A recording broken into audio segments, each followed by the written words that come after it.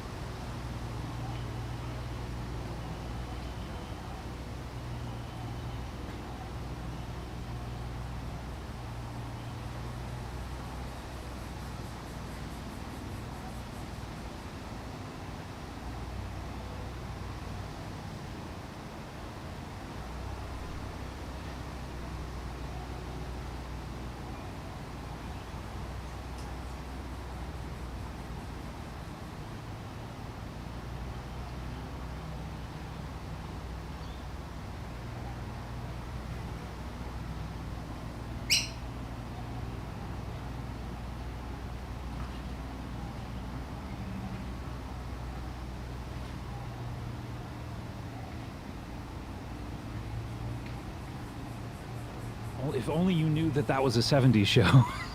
Oh shit! Yeah, I did know that.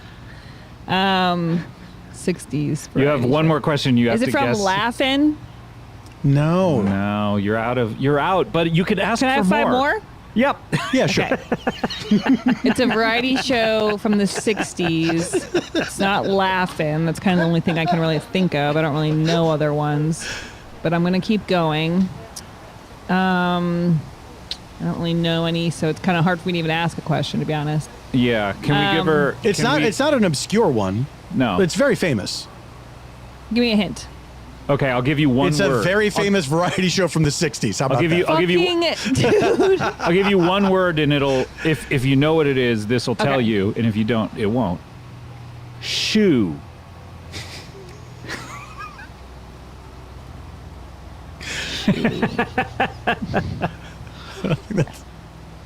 As in, I'll give you this full sentence. You should have asked me. Can you use it in a sentence? Can you use it in a sentence? We have a really big shoe. We have a big shoe tonight. I almost feel like if you don't get Topo Gigio, you're also not going to get that. But she just said it. She just said the reference. We have a And big yet, shoe. it didn't help. It's like I know in my memory palace somewhere. Oh, go there. Okay. Oh yeah, you just go there and figure it out. I thought you were there the whole time. I'm trying to be there. Okay. Okay. You have 6 more questions. Johnny Carson. No. No. But I already knew that. Did you? Because I Okay. said it wasn't Late Show. It's a Oh, that's variety true. show. That's true. Okay. Can I give you Sonny another? and Cher? No. That's 70s. Can I give you another word? Yeah. Mop. Mop. Mop. Scott, if you're headed where I think you're headed, I'm mad at you. I'll give you one more word. Okay. Tops. Shoe mop tops?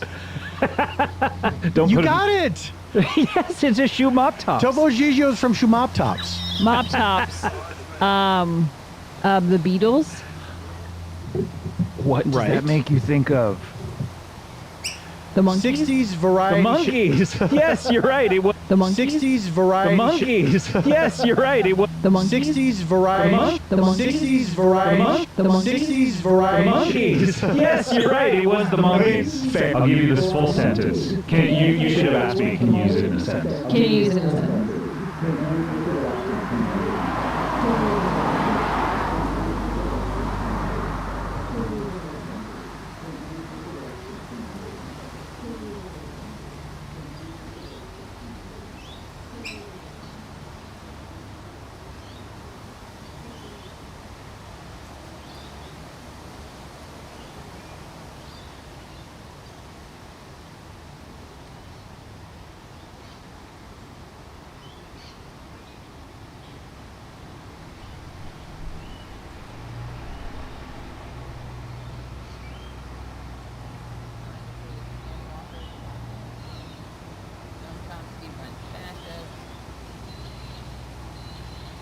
I don't think I look that tasty. I don't. Someone look up the We lemon. have. I'll give you this full sentence. You should have asked me. Can you use it in a sentence? Can you use it in a sentence? Well, next time I see you guys, it's gonna be at here. Isn't that crazy? We have a really big shoe. You should have asked me. Can you use it in a sentence? Can you use it in a sentence?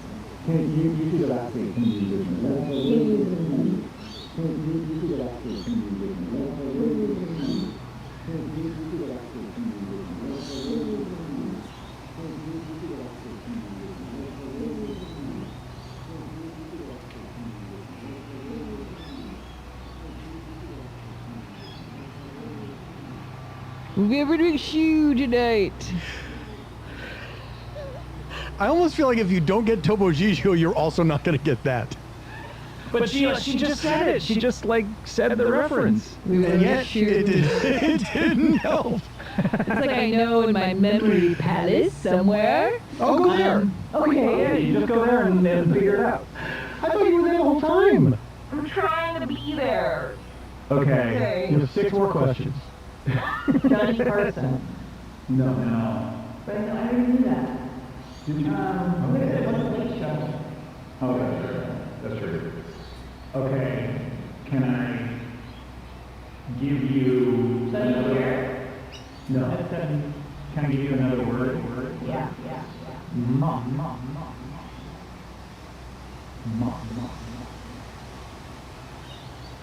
Mom. So if you're at a work, you're ready.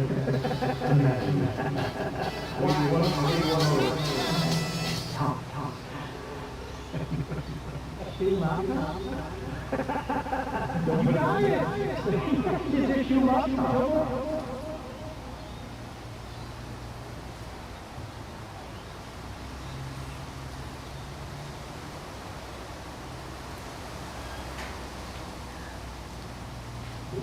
What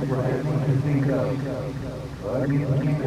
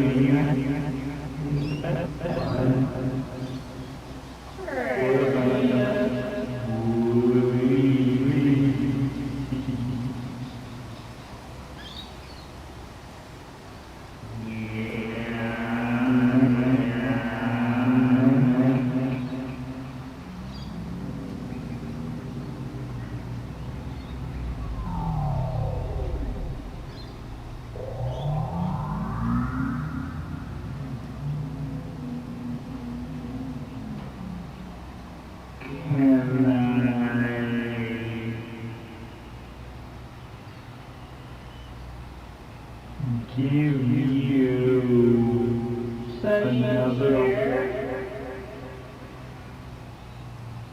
No.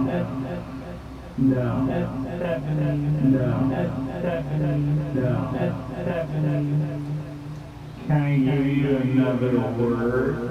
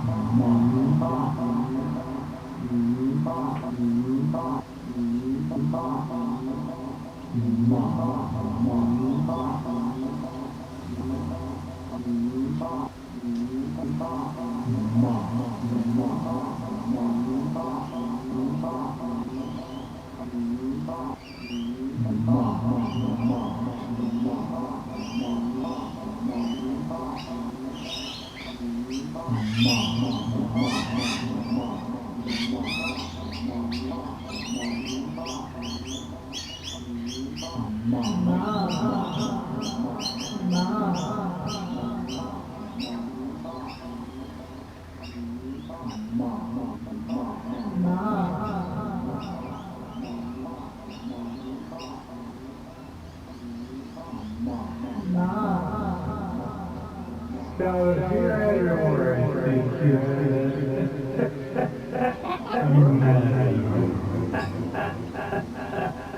you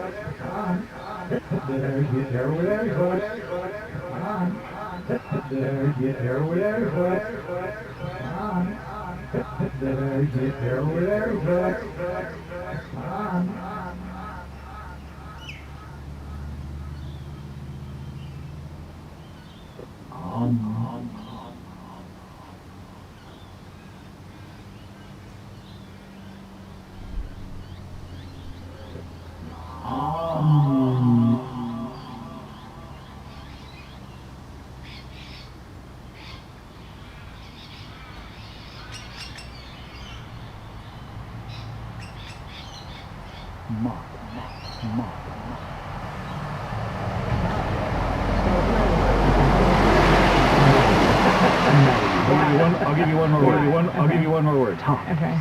Tom. Shoe mop tops? Shoe mop tops?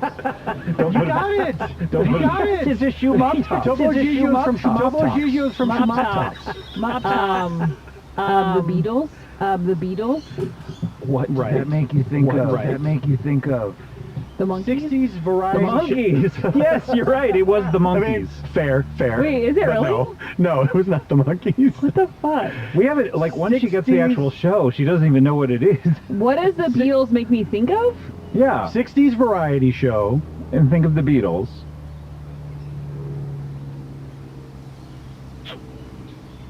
I don't know. Do any of those, like, images of the Beatles in the 60s with, like, people screaming and them playing on Yeah. TV, like, what does that make you think of? TV? Yeah. Yeah. Good. Okay. Warm. Hey, we're getting closer. We're getting warmer. Did you ever see Bye Bye Birdie, the musical Bye Bye Birdie? Only when high school did it. I mean, it counts. But I don't know. Okay. I don't know. Okay, how about this? How about this? A famous horse, but without Mr. Ed. without the honorific. Ed? Hold on, I know this. I do know this. Okay, now think of a famous pilot and what he would drive Sullivan. around. What he would drive around. Yes, Sullivan, you said Yes. it. Yes. Ed There you go. Sullivan. Yes. Yes. Okay, so that's what it was. Now That's what that's was where it? it's from. Now, That's what where was it's it? from. You only get 30 more questions to determine what it is. But was it a waiter that was like Topo Gigio? No.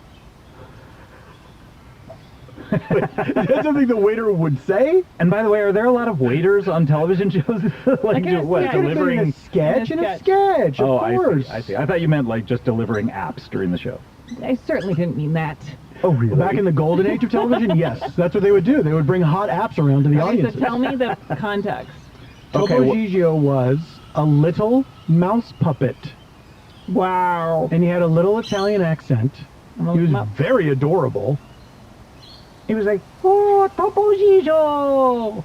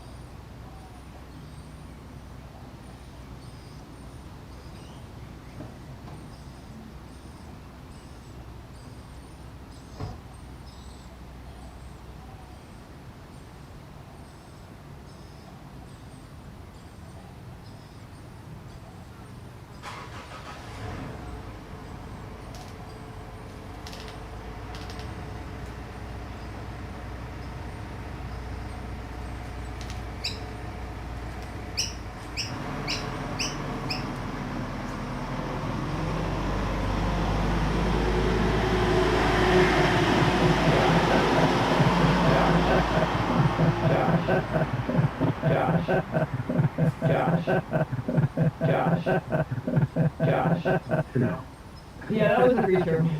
That was submitted by... Preacher. Sure. Sure. Sure.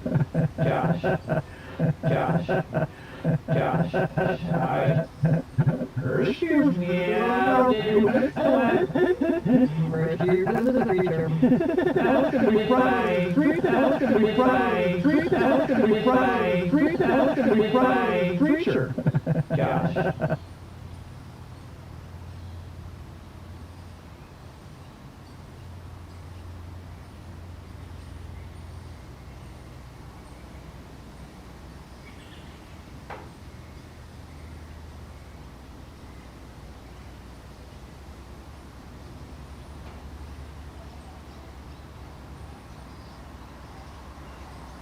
No.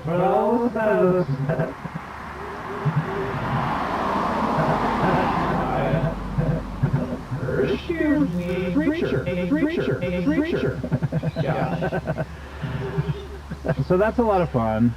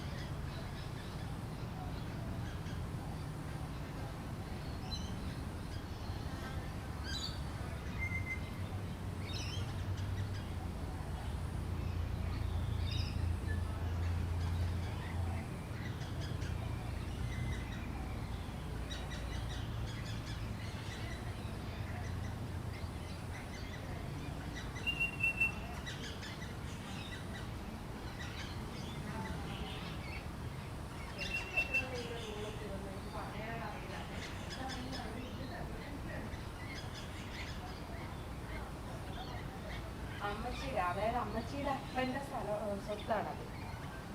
അപ്പം അമ്മച്ചിയുടെ ആലമ്മച്ചീനെ നോക്കിയതുകൊണ്ട് ആലമ്മച്ചീൻ്റെ ഷെയറും ലിസിയാൻറ്റിയും അന്ന് ഇതിനു വേണ്ടി നടക്കാൻ കഴിയില്ല, അങ്ങനെ ലിസിയാൻറ്റിയും വേണ്ടാന്ന് പറഞ്ഞു. അപ്പോൾ ലിസിയാൻറ്റി കൊടുക്കാനായിട്ട്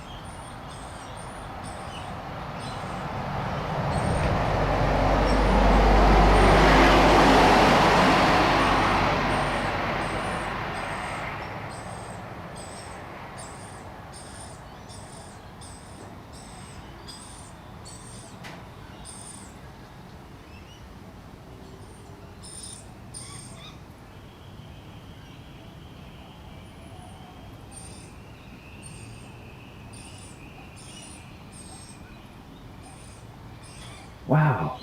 Wow. Wow. Wow. Wow. Wow. Wow. Wow. Wow.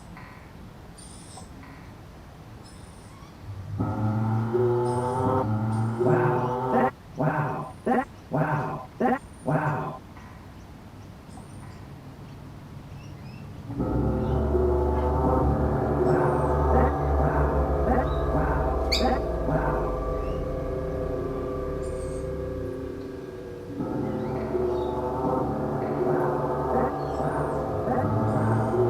Wow.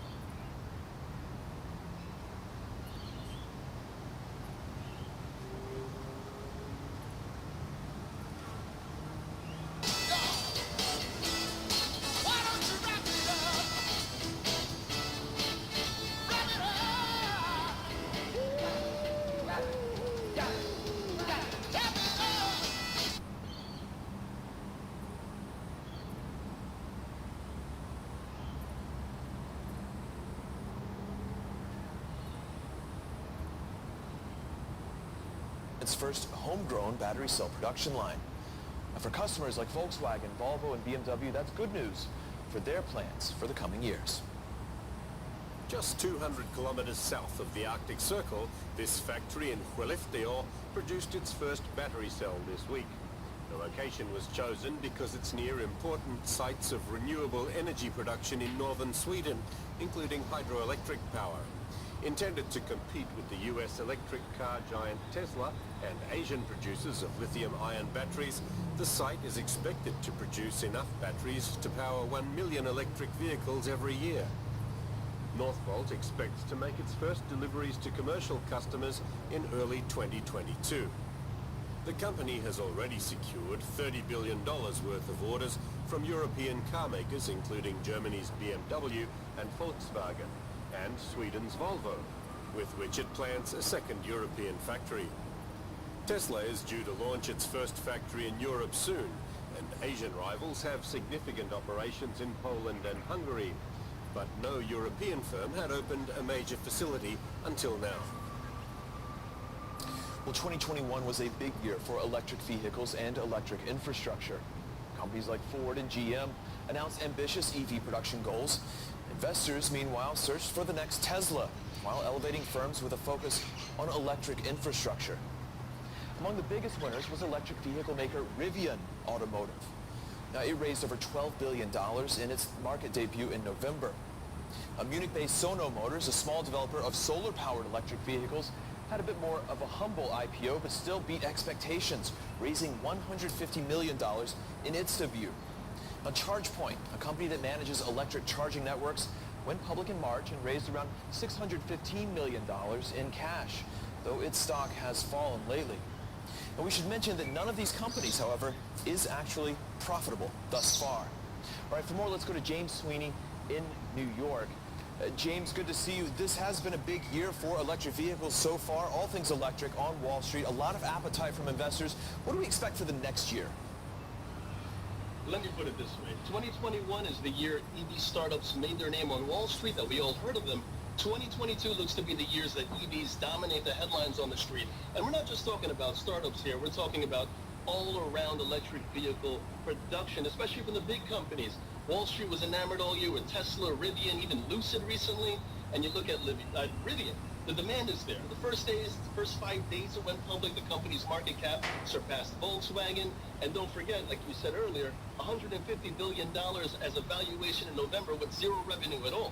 Then it's been 1.5 months now, and that excitement has not cooled down. Tesla, front and center in demand. Elon Musk tweets grabbing the headlines. We also have the big boys of auto getting it with Ford releasing its F-150 Lightning electric vehicle pickups. Mercedes, the AMG EQS.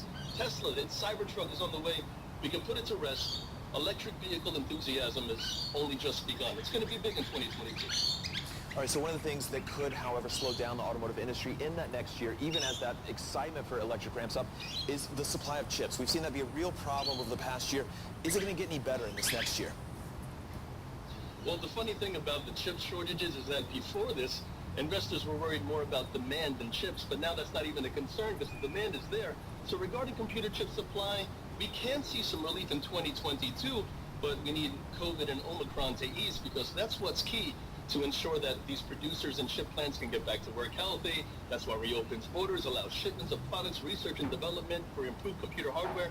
And we also need some more effort on behalf of global political leaders to reach trade agreements that won't keep our computer chips and general cargo sitting on ships off the coast for months at a time at different prices. So can we see a chip shortage relief next year? Yeah, we can, definitely. But there's a lot of pieces to that puzzle to put it all together. All right, James Sweeney in New York talking about the car industry and the outlook for next year. Thank you. The VW engineers continued to equivocate while keeping quiet about the defeat device.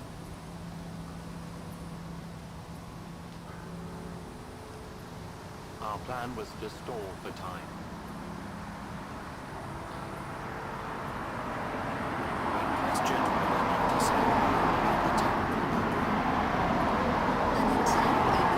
March 2015 said words to the effect of, VW is on thin ice in the US.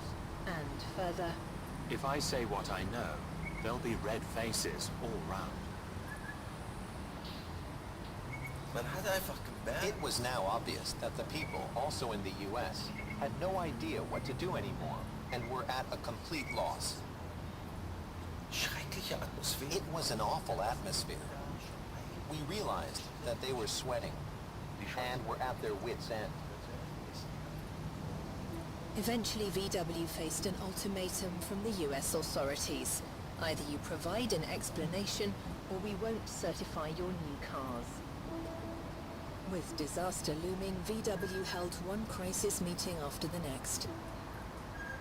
Winterkorn himself faced damning testimony from his confidant, Bernd Gottweis. When Winterkorn called me, I told him that we'd been cheating, that the cars had a device that could differentiate between test bench and road. Winterkorn would later challenge that account. While confirming the call had taken place, he denied he'd been given such a warning. Not long after that phone call, a third and crucial decision was made. On July 27th, 2015, the VW headquarters in Wolfsburg was the scene of a product failure analysis meeting, at which Martin Winterkorn finally sat down with the engine designers for the first time.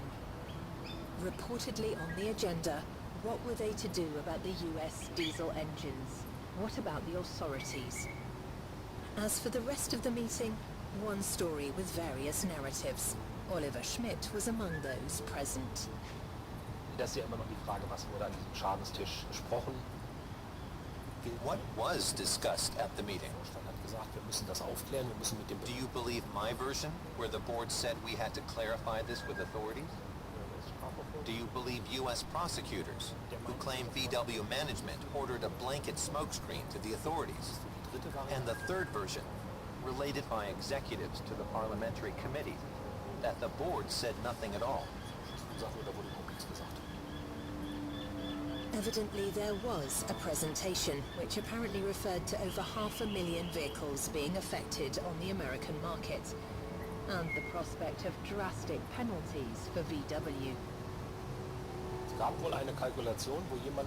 Somebody apparently did a calculation and just multiplied the maximum penalty by the number of cars, written down on a slip of paper. And that was discussed at the meeting? Yeah. Yes. Winterkorn's account of events is a very different one. According to him, the meeting was not about an illegal defeat device or potential fines, or indeed whether they were to tell the truth to the authorities. Minutes from the meeting, however, revealed talk of only a partial disclosure of information. The VW inspectors did not subsequently claim that Winterkorn was lying, but they did accuse him of negligence and a failure to take action.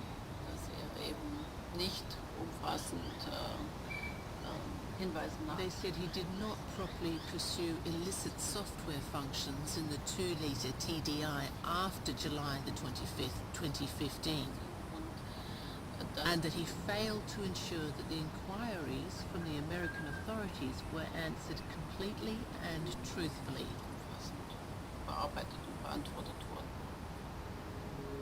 The man tasked with talking to the US authorities was Oliver Schmidt. His job to get VW out of trouble. At the same time, there may have been the prospect of using the opportunity to give his career a boost. They chose me because of my contacts with the U.S. authorities. There was a list of instructions, a script telling me what to say and what to omit. I was not to say the words defeat device, my undoing. In August 2015, Schmidt flew to the US, where he told some of the truth, but not all. Regardless, the American investigators refused to relent. The show was over.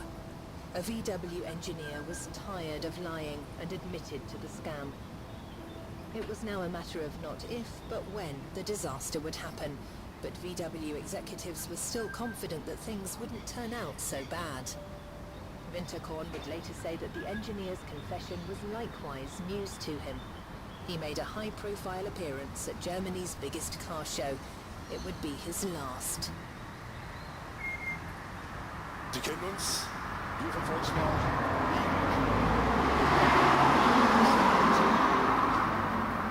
Aber ich sage auch, Volkswagen bleibt im Driver's Seat. 2 days later, the American Environmental Agency went public with the scandal. The global headlines now made clear the gravity of the situation. On September 18th, it was on the evening news. And that was when I knew, oh, this is bad.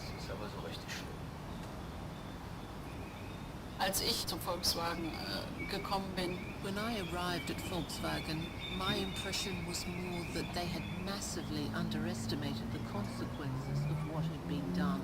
Von den Beteiligten massiv unterschätzt. It's like being seriously drunk and doing 250 kilometers per hour on the highway and expecting to get a small fine, like for a parking ticket.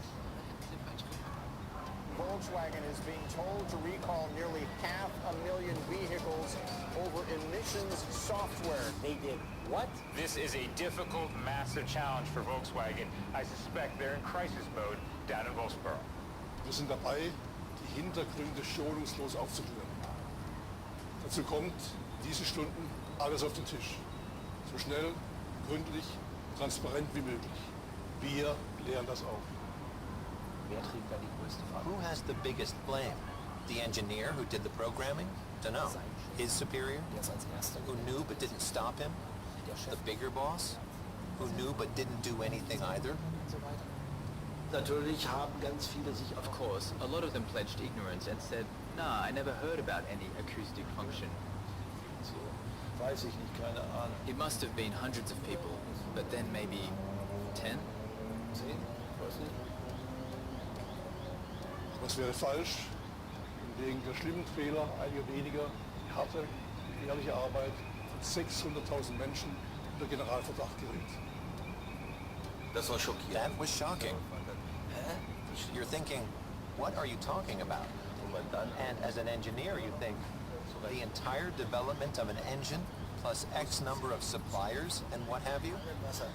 If you add it all up and look at the total number of VW employees, is this just a handful of engineers? No.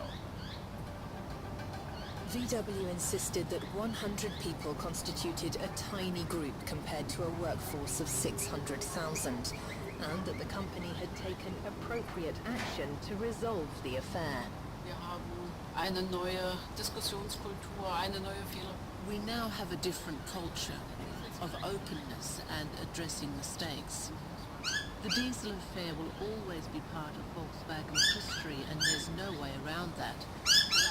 Like many of my colleagues, I've always acknowledged that this was the biggest case of corporate fraud in post-war German history.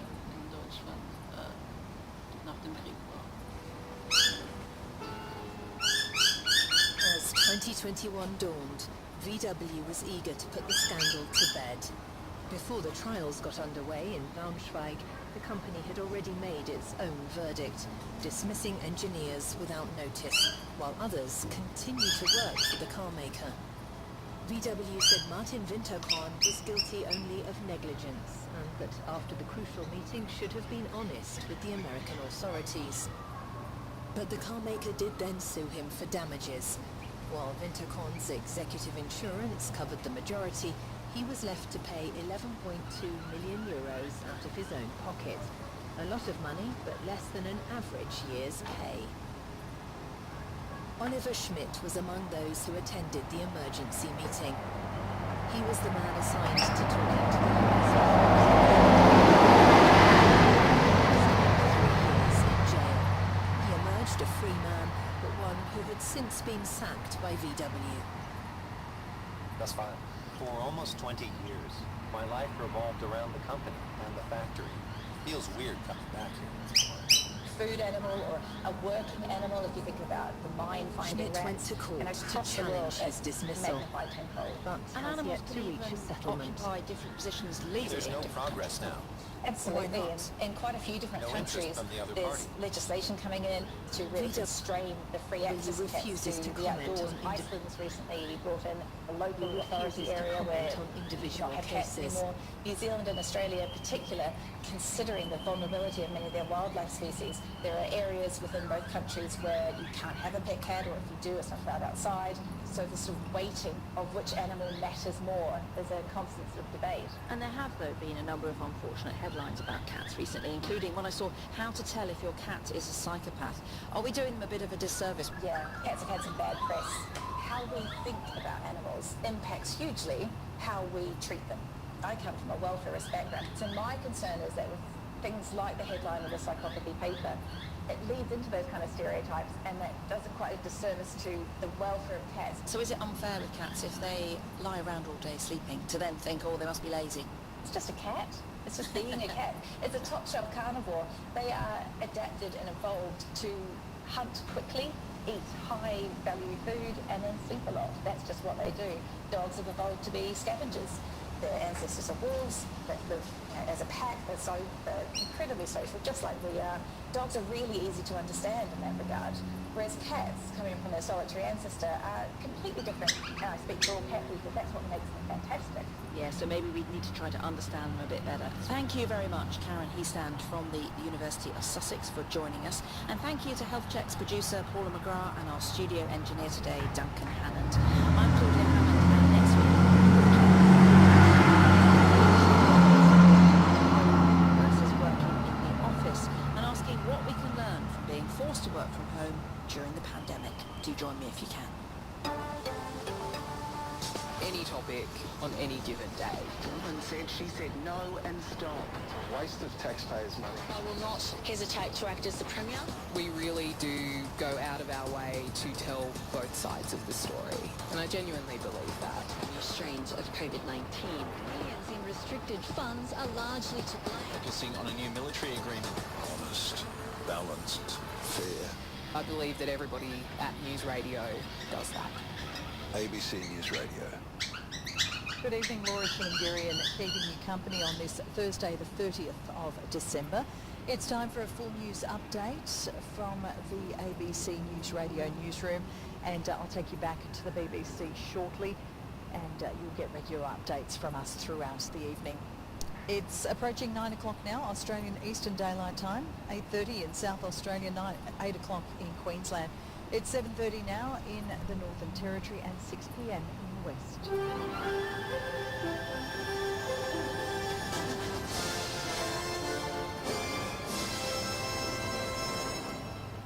New rules surrounding COVID-19 close contacts will come into effect at midnight tonight in the majority of states. National Cabinet has signed off on a new nationally consistent definition of a COVID-19 close contact. Under the definition, it will be classified as someone who has spent 4 hours or more with a confirmed case in a household or household-like setting. A close contact will need to isolate for 7 days and take a rapid antigen test on day 6 if they have no symptoms. But the Prime Minister says the rapid tests won't be provided by the federal government. All the private industry who gave us that advice this week, they can book their supplies, they can get them on the shelves and not have any concern that somehow a new policy will come in and test them and be handed out to anybody who wants them. It was agreed today that will not be the policy in Australia.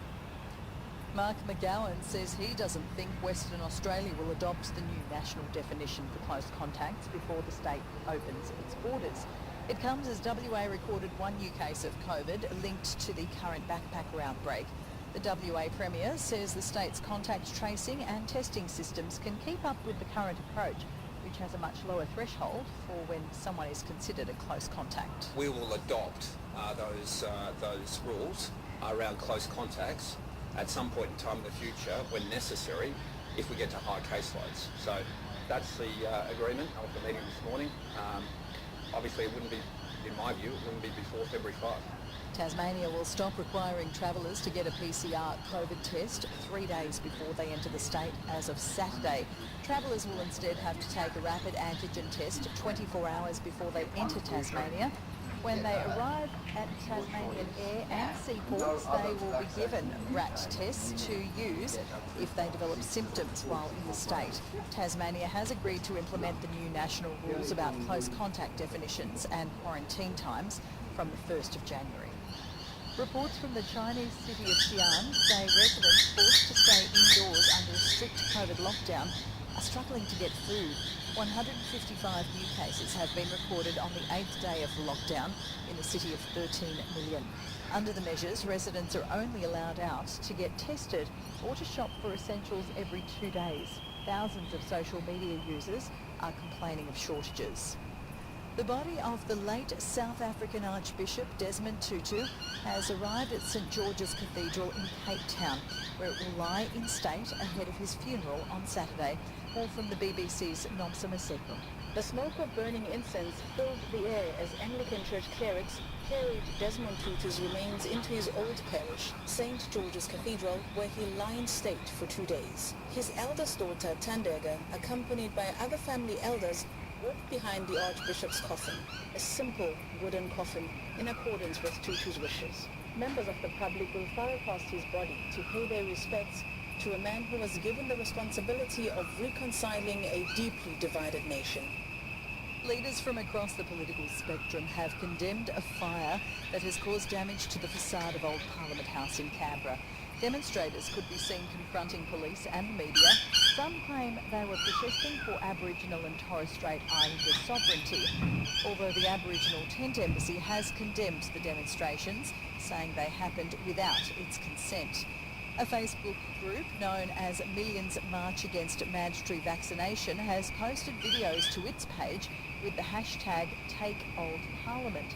The Nationals, Labor and Greens leaders have all criticised the fire, while the ACT Chief Minister Andrew Barr has also spoken out. People have a right to protest, but that protest must be peaceful. And the actions that we've seen in setting fire to a heritage building are really disappointing and should be condemned. Oncologists say limitations on access to phone consultations for cancer patients could put them at higher risk of catching the Omicron COVID variant. Changes to telehealth from January the 1st will mean only certain appointments via phone can be bulk billed. New South Wales oncologist Dr Rob Zielinski says patients will have to attend clinics if they don't have strong internet to support a video consultation. And a lot of our patients, if they have to come to the clinic, they're now going to be increasingly populated waiting rooms where the risk of goes up. So from a timing perspective, it's disastrous right in the middle of a Omicron outbreak. The Federal Health Department says the investment in a permanent telehealth system has been widely welcomed. Taking a look now at the capital city weather in Brisbane right now, it's 22 degrees. You're in for a shower or two tomorrow and a top of 27. 22 in Sydney right now. You're in for a sunny 29 on Friday. Currently in Canberra, it's 21 degrees, down to 13 tonight, a sunny high of 31 tomorrow. In Melbourne, it's 27 right now, a hot and sunny day ahead with temperatures from 18 to 38 degrees expected. Hobart 16 right now, 13 the low, then a mostly sunny end to the year with a top of 27 degrees. Adelaide, it's going to be another hot one for you, 32 at the moment, very hot and mostly sunny tomorrow with a high of 39.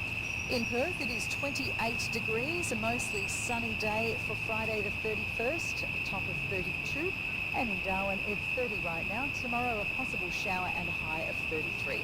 That's the latest from ABC News Radio. Back now to the BBC.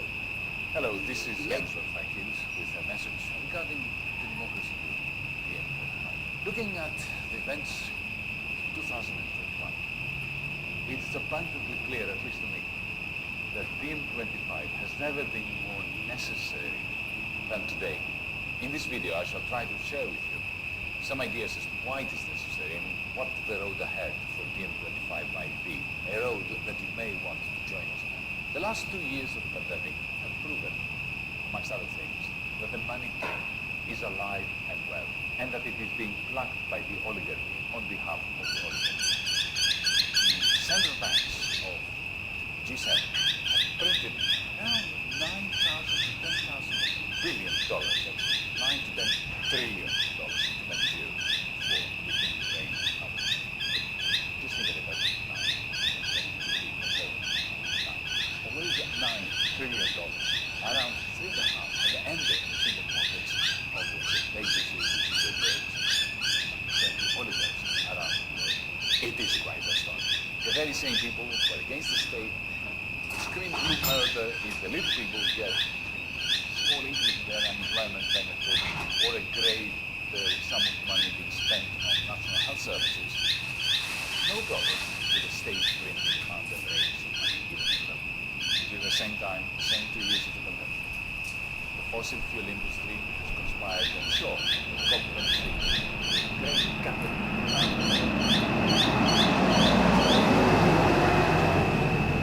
Earth climate breakdown, that chance has been absolutely destroyed on purpose by design. Yes, they arrived in Glasgow and they made one announcement. Talked about $110 billion.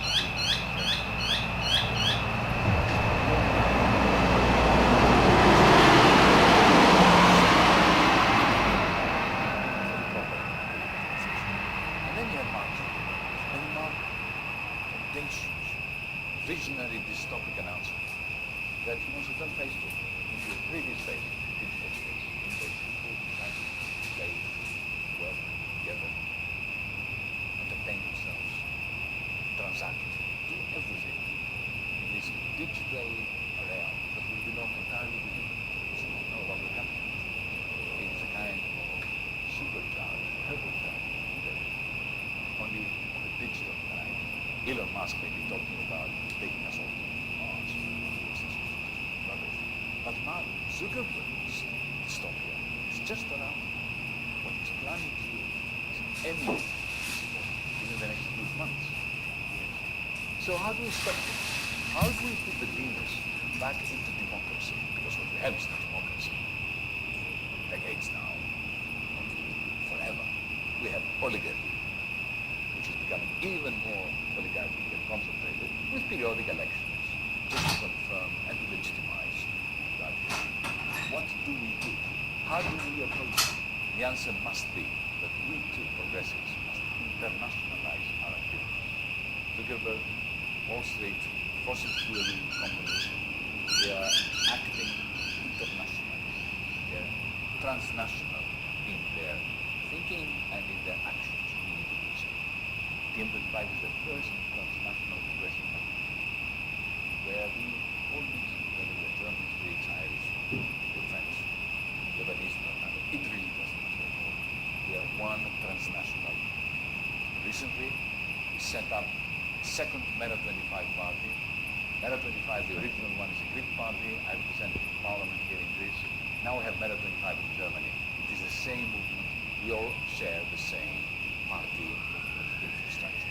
What we must now do is create such parties where necessary, and in other places like in the United Kingdom, use the DiEM25's infrastructure in order to bring together existing political forces, something we have been doing in the context of a very successful Save Our NHS.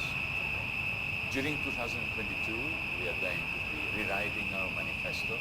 Our original 2016 manifesto was a very important document, but now it needs to be updated. We need to radicalize ourselves because the situation has become radically more harsh for the many and much easier for the tiny, tiny majority that control the world's fate and in the process do untold damage to it. DiEM25, Mera25 will be working very hard across Europe at the analytical level, the cultural level, DiEM Voice, our artistic platform, Meta Center for Post-Capital Civilization, because we're already in post-capitalism, such that it is heavily and awfully uncivilized, it's the opposite of civilization, barbarism. We're talking about the post-capitalist, civilized kind of ecological socialism, in other words, so as not to mince our words, while at the same time we need to entrench ourselves in the movements, in the neighborhoods, in the factories, in the warehouses, while at the very same time connecting the precariat out there, which does not fit anymore in the big categories that the left used to have, capitalists on one hand and proletariat on the other. Now, if you're asking yourself what role you can play in all this, DiEM25, well, don't ask, just do. If you haven't already joined DiEM25,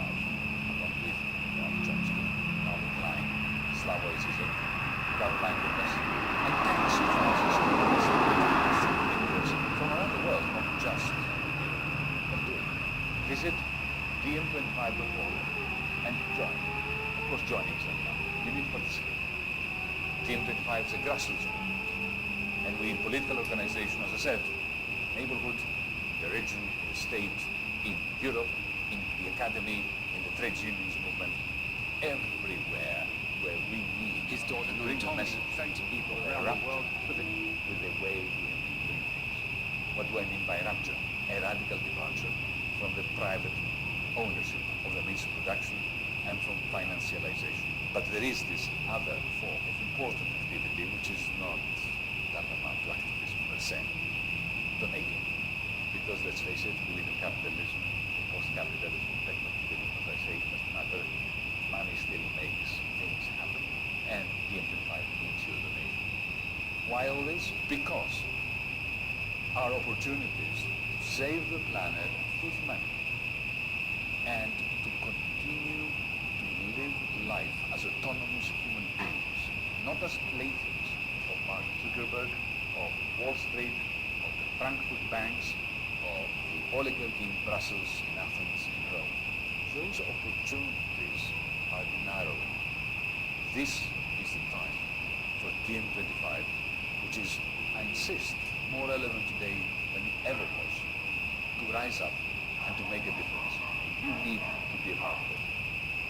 Carpe diem.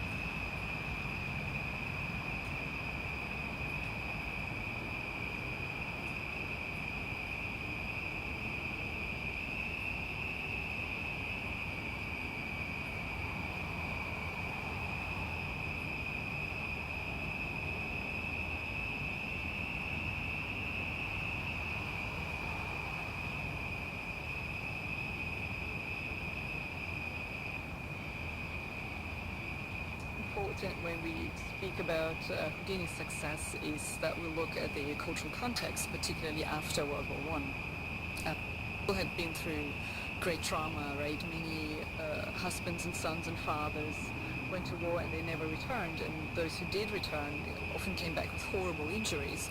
And I think Houdini's enactments of death and resurrection play out a kind of fantasy in this context, because he was an ordinary man, right? He came from a very mundane background, and he puts himself on the line, and he's able to survive danger and to draw back from death repeatedly.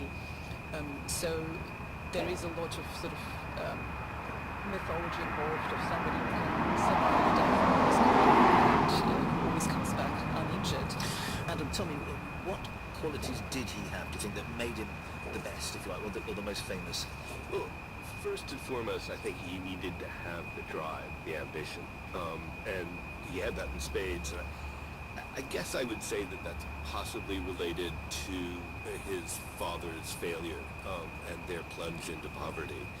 And he wanted always to avoid failure, to be the best, to be the greatest. And also, he wanted to be the first. And so that ambition is a backdrop to what he did with his body. He wasn't interested in the traditional rewards, so that money never meant that much to him. Although he did make a lot of money and he spent a lot of money. What he craved was applause and recognition. He wanted to be adored. Merry Christmas, Australia. He worked on his body endlessly. He was tremendous at practicing his tricks and refining his tricks and keeping his body in perfect condition.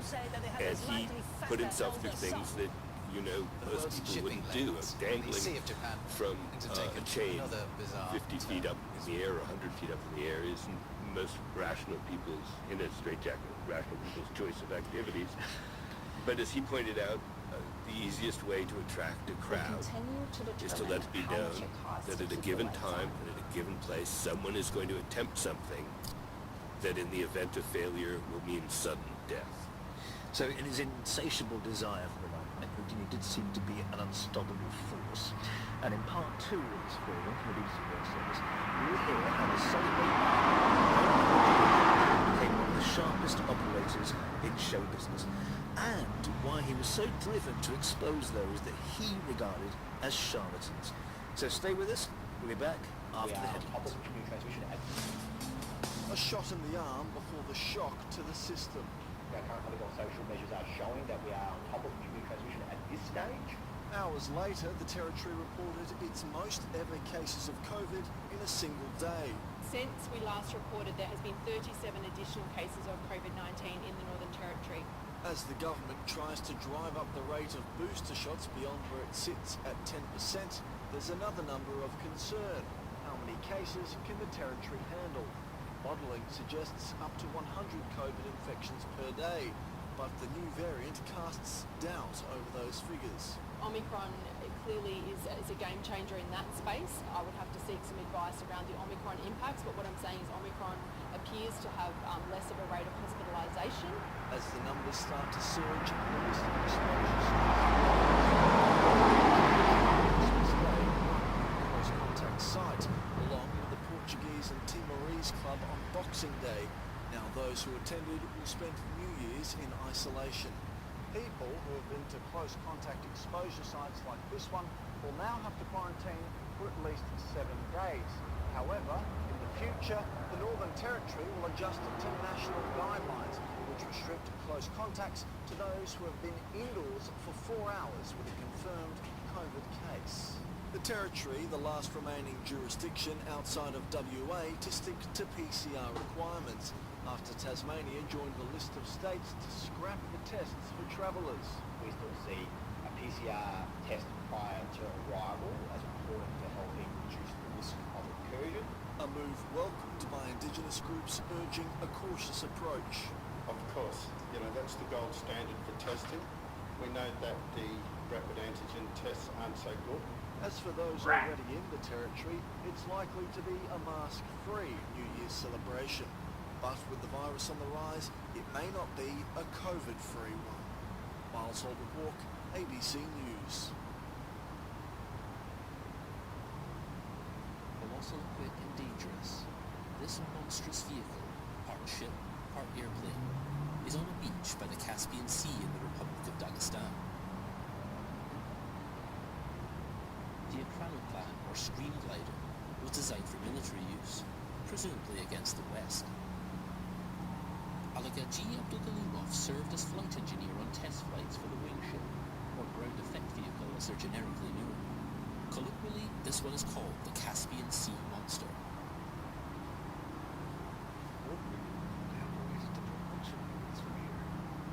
It's a great machine.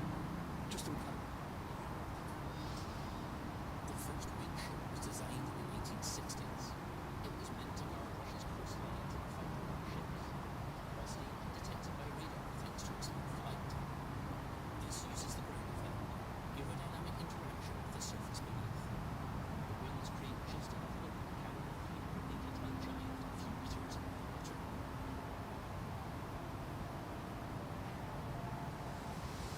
But it never saw genuine service. 14 years after the Caspian Sea Monster's launch, the Soviet Union collapsed when test flights were ended.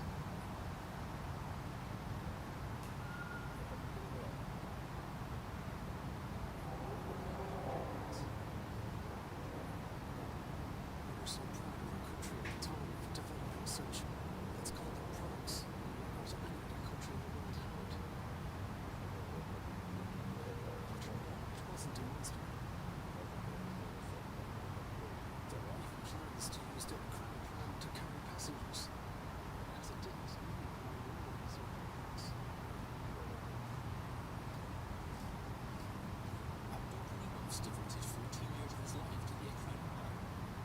He logged a bit more than 500 hours of flight time, which he says is not much for a professional test pilot, but the flights were anything but easy. Some flights were rough. The prototype had only been built for test flights. We had various firefighting protocols in the event of an accident. But to be honest, we never once had to use them. Today, the Caspian Sea Monster stands near Derbent, a tour drive from A Abdulgalimov's vaudeville show. Thomas Edison was a famous inventor and was credited with inventing moving pictures in the United States. So Houdini really, I think, immediately understood that this new medium had a real future. When he went to Paris, he met Georges Méliès, who is now regarded as one of the pioneers of trick cinematography. And Houdini's version of this was to do his stunts before large audiences and to make sure that they were filmed. So as early as 1907, he jumped off a Rochester bridge, handcuffed, escaped within minutes, and made sure that there were cameras present, not only for still photography, but to record it in newsreel footage. He did this throughout his career, and he used that newsreel footage as part of his act, and audiences enjoyed it. It was a kind of spectacle that showed Houdini was taking magic out of the theater and into the streets, doing it in the real world before these kind of outdoor crowds.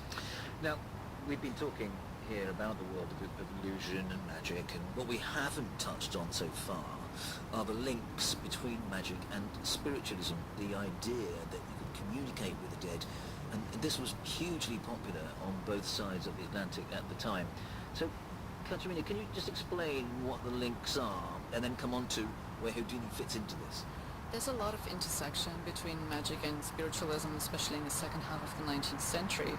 A lot of the illusions magicians performed at the time were directly taken from spiritualist seances. But at the same time, magicians were claiming that they were sort of giving you the honest lie. They were admitting to performing illusions, whereas spiritualists claimed to actually have supernatural powers. So the idea was, they were basically saying, I can perform the same illusion as the spiritualists do, but I don't have supernatural powers, so I can expose their tricks. And they did this in public, often also destroying spiritualists' careers. But in terms of Houdini, what I mentioned before was that the tying part went back to the mid-19th century. So there was a famous duo the Davenport brothers, that are probably the most important link here. They had probably seen a very early spiritualist do seances in the late 1840s in the US, and they just turned elements of what they saw there into an act of their own, which they toured the US and then also Europe. So they were put inside a large cabinet, a bit like a wardrobe with seats in it, and their hands were tied behind their backs by spectators usually, or by some assistants. Then the doors were closed, and behind those closed doors all kinds of things seemed to happen inside those cabinets, like rattling noises, musical instruments playing, etc. So things that one would need hands for, basically. And then the doors were opened again, and of course the Davenport brothers were still sitting in their seats with their hands tied behind their backs. So this act had a huge impact on modern magic and on the careers of several Victorian magic superstars. So Houdini's metamorphosis was a similar kind of wooden box and tying plus escape to what the Davenport brothers did. He just sort of disposed of the ghost bit, if you will. And what's really interesting there is that he put a huge amount of energy, Houdini, in his later years in trying to debunk spiritualism. Even though, by the way, he was friendly with the British writer Sir Arthur Conan Doyle, he was a great believer in it. So, Adam, given the links we've just been hearing about between spiritualism and magic, did Houdini feel threatened by it, or what was it all about, the debunking? Well, at the heart of spiritualism is the idea that the living can communicate with the dead. And that was the part of the movement that most distressed him. He was incensed by the idea that anyone would play on the feelings of someone who was mourning for a dead relative or lost a loved one. And he himself had been crushed by the death of his mother, with whom he was inordinately close. And he desperately wanted to make contact with his dead mother, but he knew he couldn't, because he tried repeatedly. And he came to the conclusion that the mediums, the spiritualist mediums, were all charlatans. But the other reason that he resented spiritualists and these mediums is that he thought that their trickery was shoddy. He felt that they were essentially lousy magicians, and he wanted to expose their shoddiness and their failings. And he would go, he developed a whole enterprise of going to seances in disguise, sitting halfway through, and then in the middle of the seance, he would pull out a flashlight and shine it on the medium who was obviously doing something that he or she shouldn't have been doing it. And then he would yell, "I'm Houdini and you are a fraud." And wherever he went and did this, it made headlines and brought him notoriety and put the spiritualists on the defensive.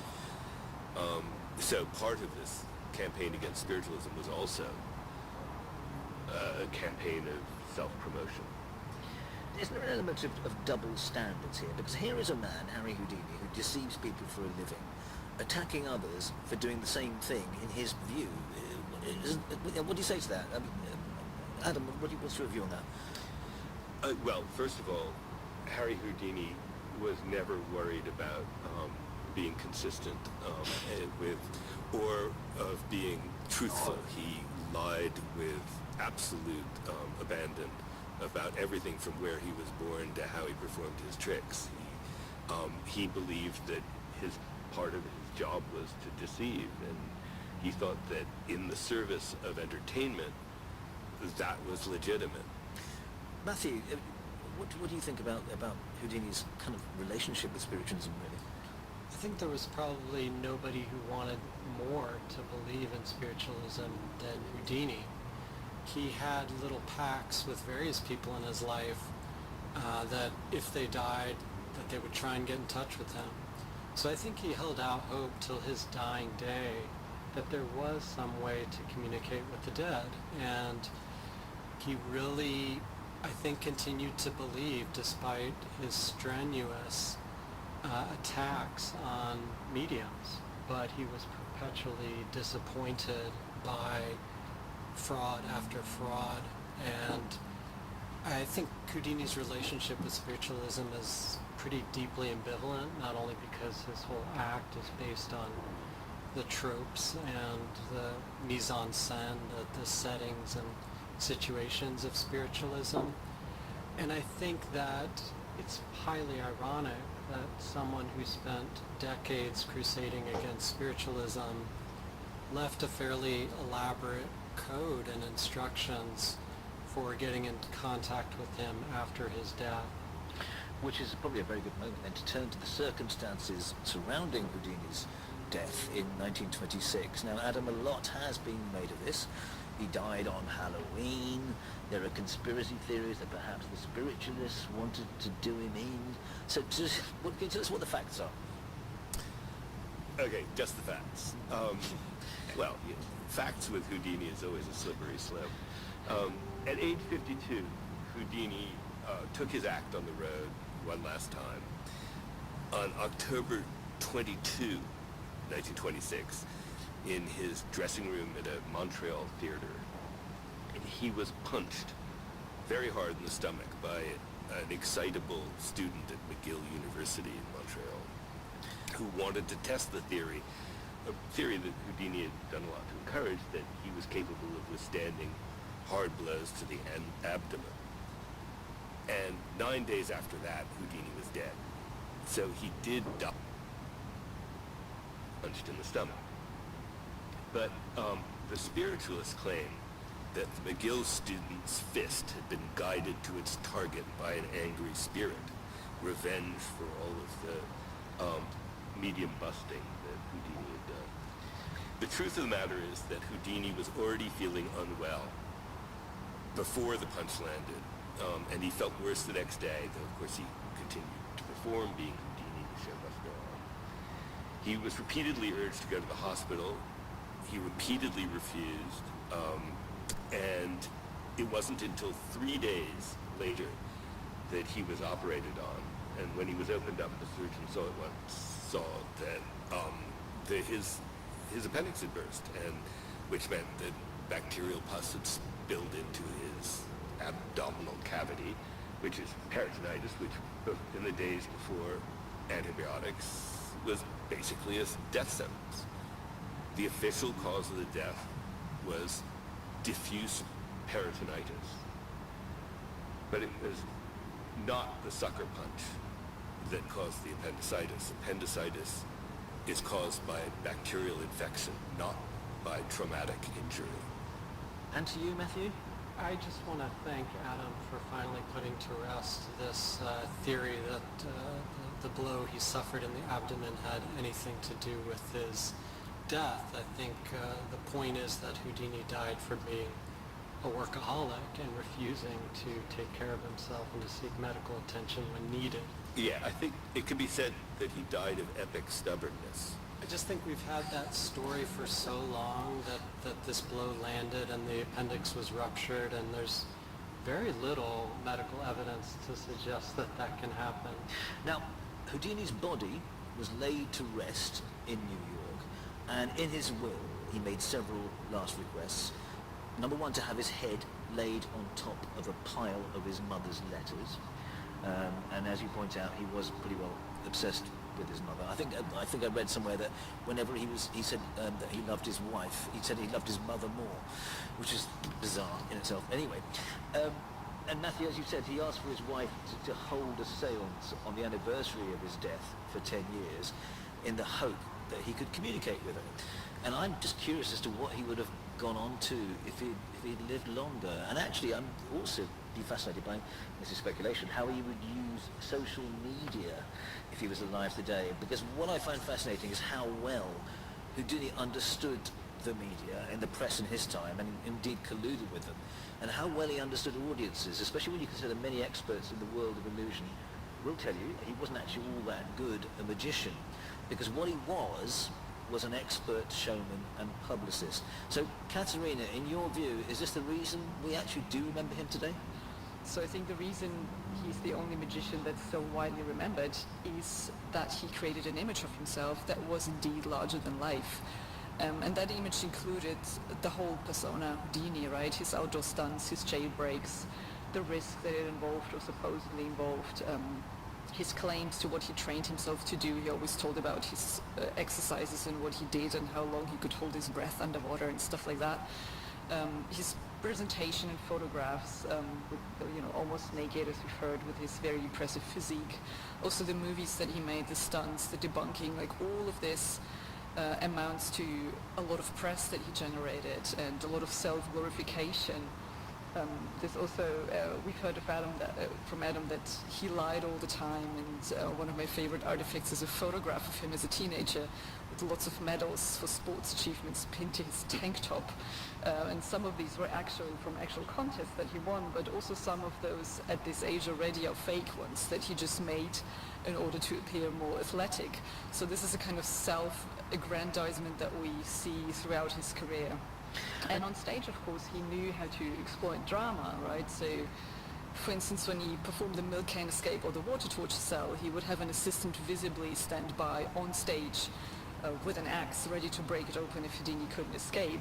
Now, of course, the axe is totally unnecessary. It's just a dramatic tool because, like in any magician's prop, there would be a catch to release. And of course, the water torture cell had an outlet valve. So breaking the glass with an axe in case of emergency would have been completely absurd. But all of this is part of building the suspense. Matthew, tell me, what's your view on the legacy, in a sense, of Houdini and what he was really skillful at? So this guy was a networked self-promoter, and I think he kind of understood the psychology that now drives social media. He just applied it to the 1900s, 1910s, and 1920s using the media that were available to him, the newspapers, moving pictures, to a lesser extent the radio. So I think he's a modern figure in every sense of the world. Had he survived another 100 years, his Twitter account would have millions of followers. And finally to you, Adam, because you're his biographer, but at the same time, you're not completely in love with him, are you? Let's face it. What's your view on him? Well, I agree with a lot of what Katerina and Matthew have just said. And I think that maybe we haven't stressed enough how extraordinarily popular his outdoor stunts were. He would get the media to promote them, the newspapers to promote it. You can see pictures of him dangling upside down in a straitjacket, and the streets in every direction are completely jammed with people. There would be thousands and thousands of people watching.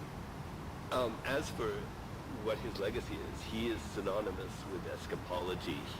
He is part of the language now, because he was so great at it, but also, as Matthew and Katerina have been stressing, he was such a tireless, talented and because he was so endlessly ambitious. And the flip side of all of that was his vanity. He was a complete, thoroughgoing narcissist. Also, on the flip side, was his slippery relation to the truth. He was always inflating his accomplishments and distorting the past to suit his narrative. And I admire him, but I can't say I always like him. And as his biographer, I can promise you that he was never, ever dull. Well, I think the three of you provided a great deal of insight into the weird and wonderful world of Harry Houdini. Thank you all so much for joining me. My guests are Matthew Solomon, Katerina Ryan, and Adam Begley. Thank you all three of you. I'm Rajan Datta. Thanks for listening, and do join us again for another forum.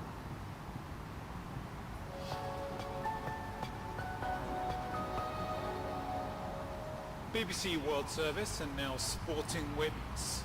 Today we're going back to 1976 when a group of women rowers at Yale University staged a protest sport in the United States. Catherine Davis has their story. It's a cold winter's day in March 1976. And 19 women rowers are quietly waiting outside the office of the Director of Women's Athletics at Yale University. Among those feeling a sense of anticipation is their captain, Christine Ernst.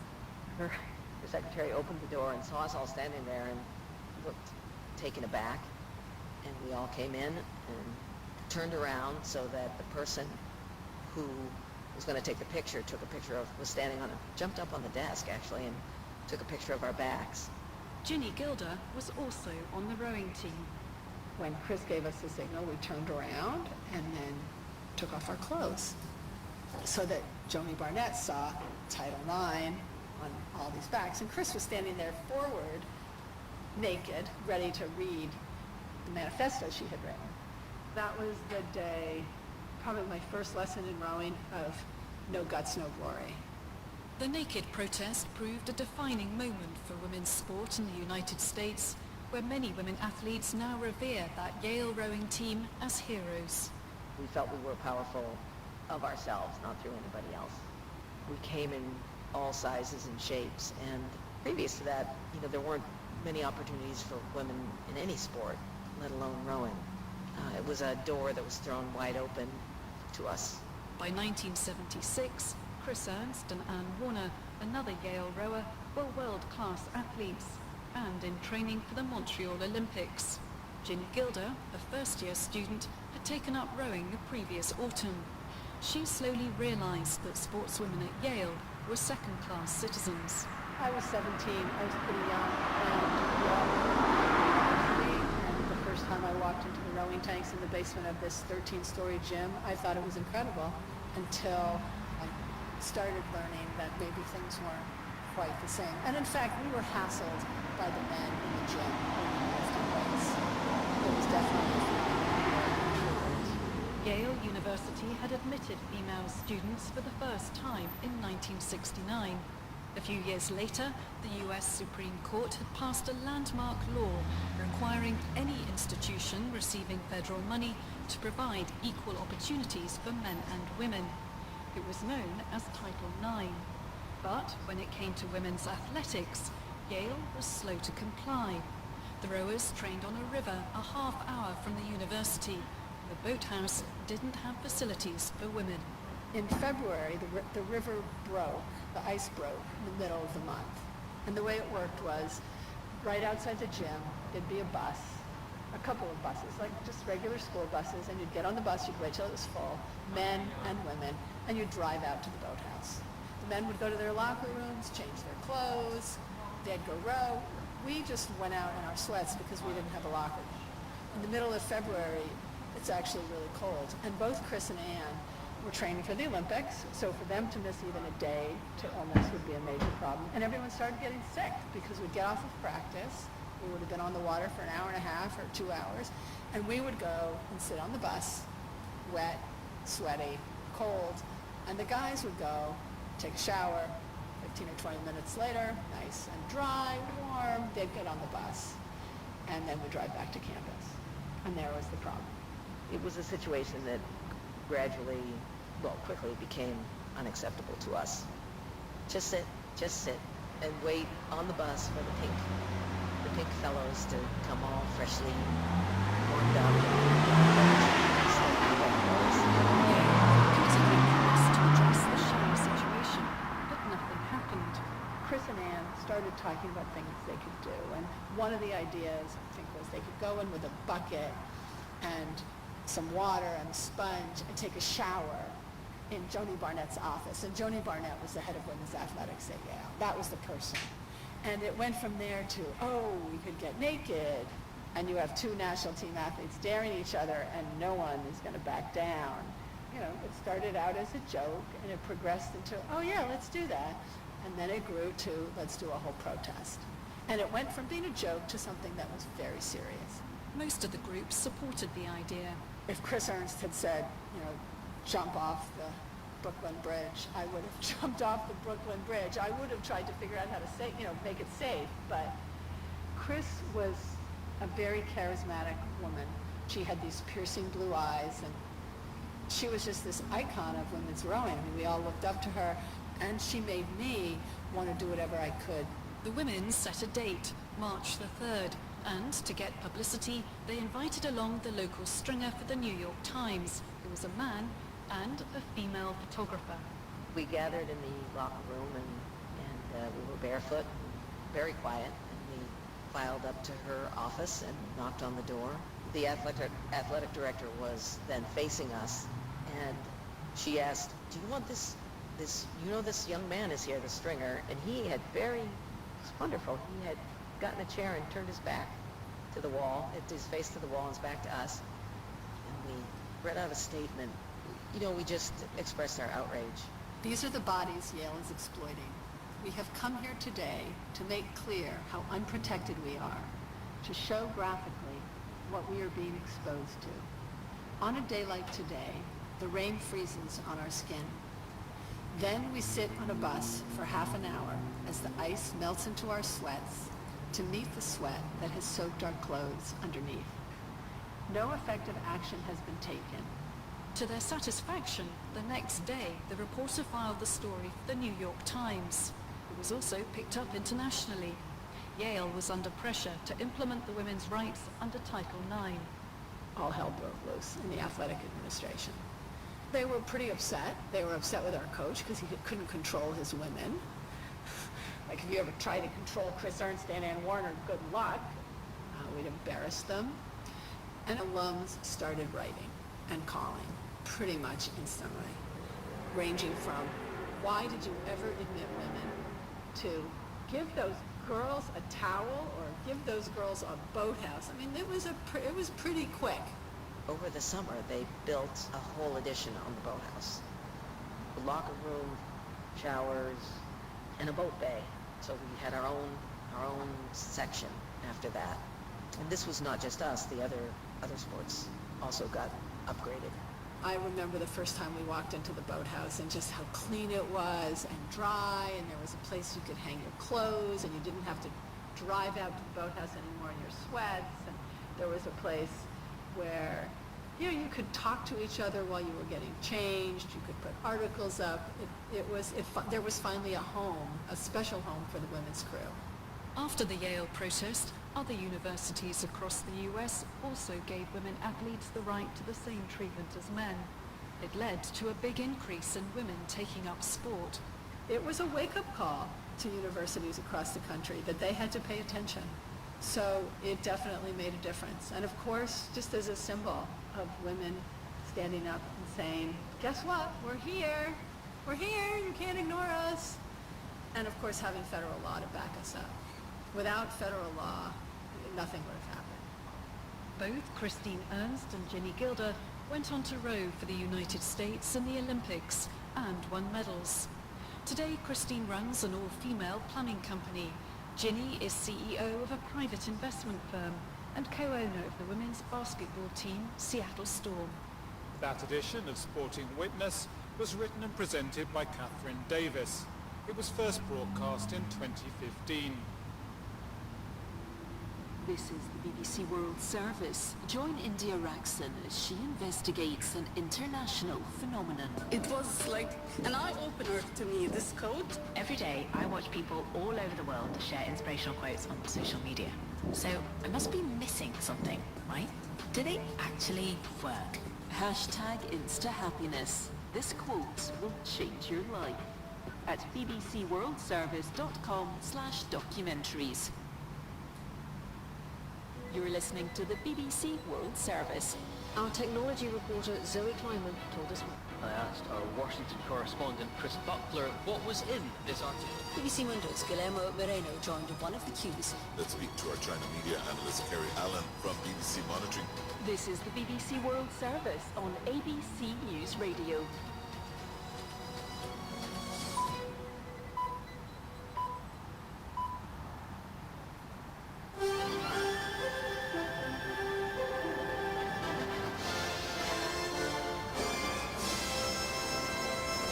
ABC News with Glenn Law. The nation's leaders have signed off on a new nationally consistent definition of a COVID-19 close contact. At National Cabinet, leaders agreed a close contact will be classified as someone who spent 4 hours or more with a confirmed case in a household or household-like setting. Prime Minister Scott Morrison says those contacts would be required to quarantine for 7 days, but would only need a PCR test if they had symptoms. Now I know this is a bit different to what you've been hearing over the last couple of years. That's the gear change. Dealing with Delta is very different to dealing with Omicron. To ensure that our public health systems work as effectively to keep as many people safe as possible, that's why we need to make this change. Business groups are calling for the federal government to locate and pay for rapid antigen tests for workers. They argue many companies can't afford to do it themselves, given the hit they've taken from pandemic-related disruptions in recent months.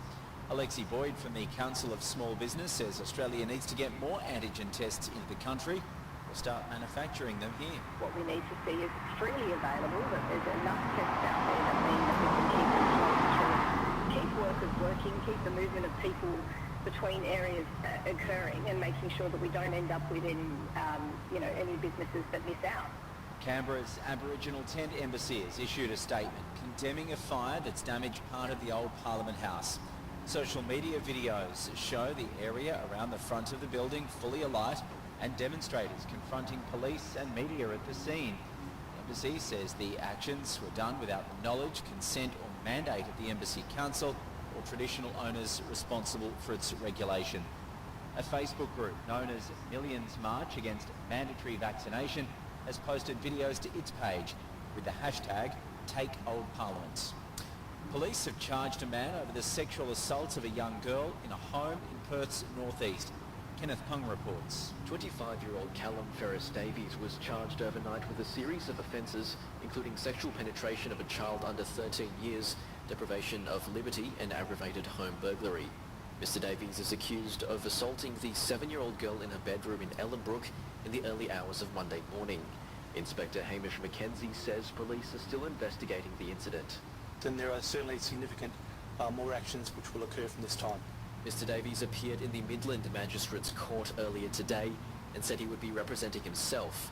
He was remanded in custody and is due back in court on January the 27th.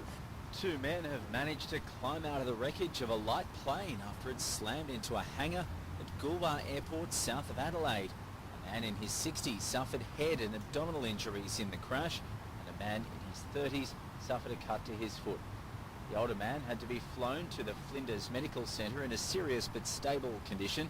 Darren Sanders from the Country Fire Service says crews had to work quickly. When our crews arrived on the scene, there was fuel leaking out of the fuel tanks of the aircraft, and they managed to secure that leak and stop it from leaking, and obviously keeping everybody back from the fuel possible ignition sources, making sure it was all clear of ignition sources. Heading overseas now, the US President Joe Biden will speak by phone tomorrow with the Russian President Vladimir Putin as America and its allies worry about the build-up of Russian forces along the border with Ukraine. Here's the CNN's Jeremy Diamonds. Officials do see it as an opportunity for President Biden to once again make clear that while he is willing to engage in meaningful diplomacy and he hopes that that is where things stay, he also wants to make clear to Vladimir Putin what the costs will be if indeed he decides to move forward with an invasion of Ukraine. And that is to say crippling economic and financial sanctions that U.S. officials say go well beyond what the U.S. did in response to Russia's invasion of Crimea back in 2014. And of course, crucially, this is also about setting the table for those talks that are set to begin on January 10th. Scientists are attempting to get the James Webb Orbiting Telescope up and running after it was launched into space on Christmas Day. The joint project of the United States, the European and Canadian space agencies is aiming to capture images of the first stars to shine in the universe. The 6-month process will begin with trying to unpack the telescope's 5-layered sun shield, which will allow it to capture the most distant objects in the cosmos. That's the latest ABC News. For more at any time, you can head to The actual incidence is currently 2 or 3 times as high as the incidence we are measuring.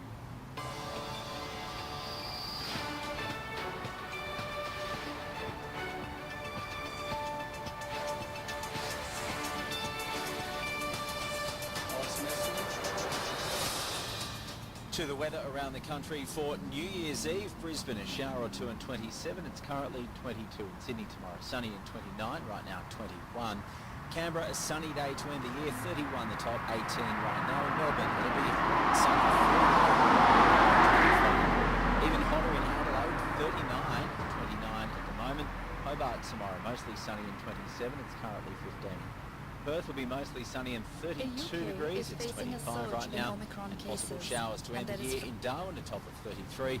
Right now, 29 degrees. That's it from ABC News for now. Let's go back to our broadcast partner, The BBC. UK is facing a surge in Omicron cases. and there is frustration that rapid test kits aren't available. I went to pick some up and there's none in the pharmacies around my way. There's none, they've all got the signs up saying they've run out, so... Many people need a negative test to be allowed to work or gather to celebrate the start of a new year.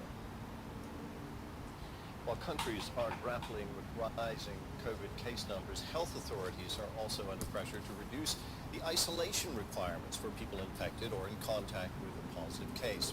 The U.S. recently shortened its quarantine period, and Germany's health minister says he's considering a similar move. DW reporter Joel joins us in the studio. Well, he was explaining what's behind the race to reduce quarantine. Until recently, health authorities around the world have mostly followed the scientific recommendation that people testing positive or coming into close contact with an infected person. But now, as the Omicron variant kicks off new waves of infections around the world, more people are finding themselves stuck at home. Tracking data shows over 19 million people have tested positive to COVID-19 in the past 28 days. And that has had an impact on the economy. Some hospitals, schools and businesses are finding themselves short-staffed. Recently, thousands of flights were cancelled. US airlines demanded a shorter isolation period to get people back to work. And this week, the US Center for Disease Control cut the recommended isolation period down from the previous 10 days to 5 days for people with isolation. And other countries may follow, including Germany, France, and Italy. But how risky is this strategy? The CDC's own modelling found that after 5 days of quarantine, there was still a 35% chance that a person could pass on the virus. Now that risk reduces to 1% after 10 days. So why shorten the isolation period? Well, previous variants have had an average incubation time of around 5 days. However, some studies are showing that Omicron has a faster incubation period of around 3 days. Infected people may develop symptoms more quickly, and some are arguing that that could allow quarantine to begin and end earlier. But other scientists are urging caution, warning that there is still much we do not know about the impact of Omicron. The decision to reduce isolation periods may be welcome news to millions of people stuck at home, but it's a calculated risk that is being made to get people back to work. Now to the U.S., where a jury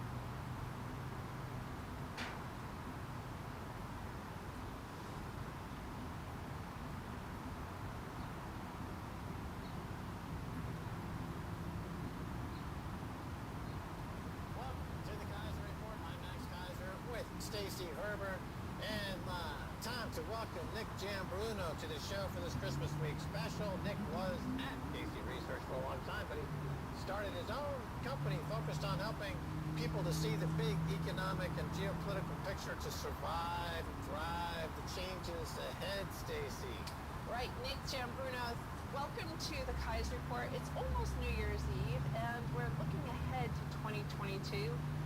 This is your business. This is what you do. You look at the geopolitics and geoeconomics of the world, and you plan ahead, right? You make sure that you're not caught up in the whirlwind of chaos and disaster and currency crisis. So, Hemingway he was the one that coined the phrase that, how did you go bankrupt? Slowly and then suddenly. So in terms of the last time you interviewed with Max, you mentioned that, yes, the U.S. is going to go bankrupt. So are we almost in that sudden period of the U.S. going bankrupt? Because we've seen people like Michael Burry, we've seen people like, major big hedge funds are predicting the same thing happening. Do you see that happening in 2022, or are we getting there? First of all, it's great to be with you, Max and Stacey, and yes, I think we are getting there, and I like to put things into context. When you hear, I think the biggest word that people toss around and they don't really appreciate is the word trillion. Do people really appreciate how big a trillion is? I'll give you an example. 1 million seconds ago was, perhaps 12 days ago.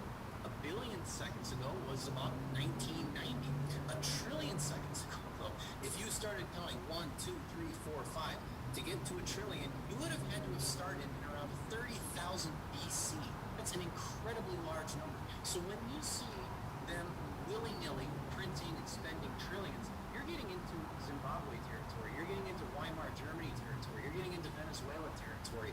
So nobody can predict the timing on this, but that doesn't really matter that much. You want to get the big picture right.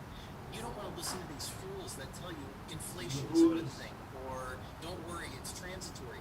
You want to get the real big picture, and the real big picture is that we're headed towards a disaster, quite frankly, and you want to prepare for that.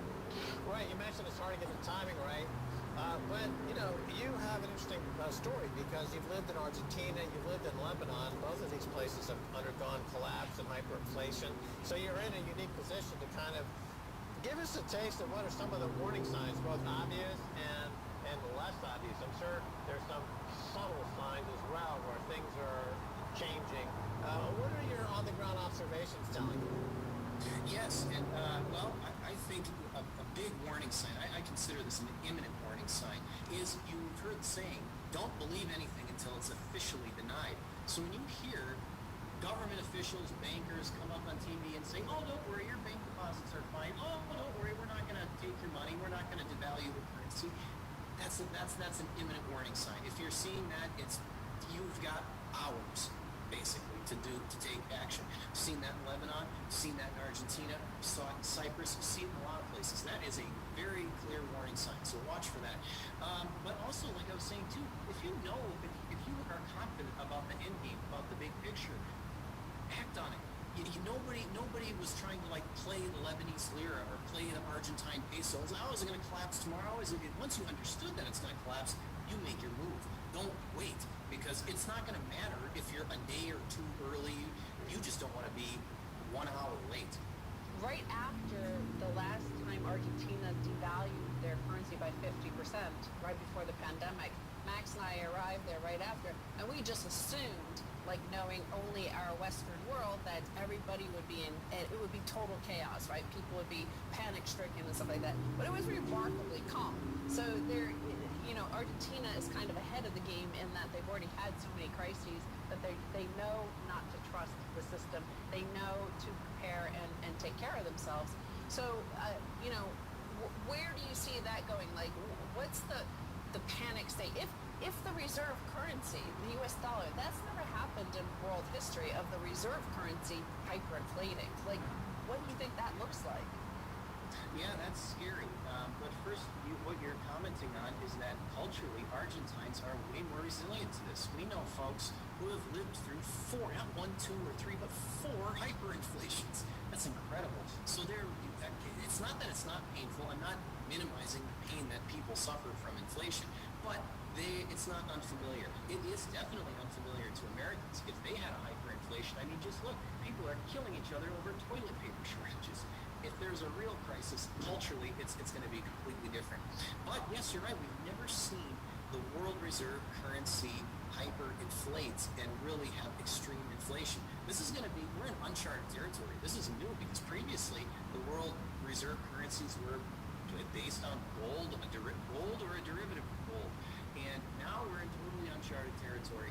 But nonetheless, that's the way things are going. So this is going to be global, and in particular, it's going to be focused on the U.S.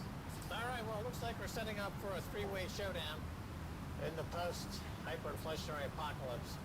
And that's going to be Bitcoin, gold, and central bank digital currencies all shooting it out at the monetary OK corral to see who wins. Who's the Wyatt Earp in this situation, Nick Giambrano? Who wins? Yes, I think, CBDCs, central bank digital currencies, clearly are not going to win. They are the same fiat scam in a new shiny bottle. It just makes inflation more feasible. I know there's a lot of hullabaloo about the CBDCs, but in the end, it's the same fiat scam, and if fiat isn't practical now, it certainly is going to be practical then with this digital currency like that. So nonetheless, I'm not too worried about CBDCs because I think they're impractical for that reason. The main event, the heavyweight title fight is going to be between gold and Bitcoin. Nobody knows how this is going to shake out, but for the first time in history, gold has something that is a legitimate challenger to it. It's never had a legitimate challenger. Silver was never really a legitimate challenger to gold, but Bitcoin is because, and as we've discussed before, the most important characteristic, in my opinion, of a good money is resistance to inflation. In other words, that's what hardness is. It's hard to produce. Bitcoin is about as hard to produce as gold, as measured by the stock-to-flow ratio. In 4 short years, Bitcoin is going to be double as hard as gold. That is going to be, we're going to really see that. It could happen sooner. Bitcoin is already, Bitcoin's market cap is encroaching on gold's. All Bitcoin needs to do is go up, a multiple of where it is now, which it has done many times before. So Bitcoin is closing in on gold. Where gold's real weakness was in its portability, and you couldn't move it around easily. That's why it was centralized. Governments were able to centralize it and control it. But Bitcoin is digital, and it's backed up by unbreakable encryption. That is not possible. There's not going to be like there was in the 30s where there was a gold confiscation. The government just got all the gold. That's going to be infinitely more hard with Bitcoin. So the real main event fight is Bitcoin and gold. I don't know what's going to happen. Bitcoin has a real shot at dethroning gold. Nobody knows what's going to happen, but it's for the first time in gold's history, it has a real challenge. Well, let's stick on this. Again, your experiences are in Argentina, Lebanon.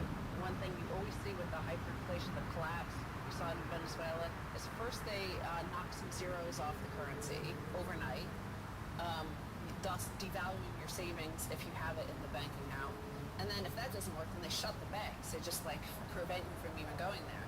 So in a way, it seems like the CBDC will be the equivalent in our Western world. It's more like technological and modern, and it's more gamified. It's like, hey, look, yeah, you don't have those, that you had $100,000 in your savings account. Well, now you have 500,000 of these digital dollars, like these new CBDCs. You should feel wealthy, right? Do you think that might be something that we see coming up? Yeah, they're going to try all sorts of tricks and gimmicks, but the bottom line is this. I mean, think of it like this. If Venezuela implemented a CBDC, would that bolster the bolivar? If Lebanon introduced a CBDC, would that bolster the lira? It's there's a lot of hype around these things, and they are scary. They can track and control everything that you do, spend, earn, save, and so forth. They can cut you off. They can limit your cash. They can say, oh, your cash disappears after a day. They can do all sorts of crazy stuff. But what they can't do, here's the one thing they can't do. They can't make you value it. They cannot give it at value. So if they have these CBDCs, do you suppose they're going to stop printing $120 billion a month? I don't think so. They're going to ramp up the printing presses. So they're going to devalue these currencies even faster with CBDCs, and that is not going to save the value. People value things. They subjectively value things. All value is subjective. So they're going to look at things, at monetary goods that hold their value. value, that aren't going to be debased, that aren't going to be inflated. So I'm personally not worried about these CBDCs because I don't think they're practical. Right, well, they clearly want to go in the direction of negative interest rates, which is the same thing as to say subscription money, where it has a time where it elapses, like a frequent flyer mile. So the US dollar will be replaced with a digital dollar, and if you don't spend it in 6 months, it expires worthless. That type of thing is coming to the world of fiat money. They're simultaneously trying to increase the surveillance state by looking at every transaction that exceeds $600, which is to say all transactions. So they're trying to corral the population into a game where it's not fun and everyone loses. So do you think that Bitcoiners will successfully secede from this? Yes, I do, because what I see is grandiose ambitions that aren't matched by something they can really do. You know, it reminds me when they introduced all these, cash disclosures back in the 60s and the 70s, they had, $10,000. That was the limit. You had a transaction over $10,000 in cash, you're carrying more than $10,000 in cash, you've got to report it. And inflation has whittled that away completely, so it's almost meaningless. And so basically, it's $600, and my gosh, they basically want to surveil everything. However, they are going bankrupt. In these countries, like I said, I spent a lot of time in Argentina. A lot of politicians here, they have they have the capital, they have grandiose schemes, but they're bankrupt. So when the U.S. government is bankrupt, and it's going to hit a wall sooner or later. So it goes back to what we were talking about before. We know the end game. We know the big picture of where this is ultimately going. I don't know how long it's going to take. Nobody knows how long it's going to take.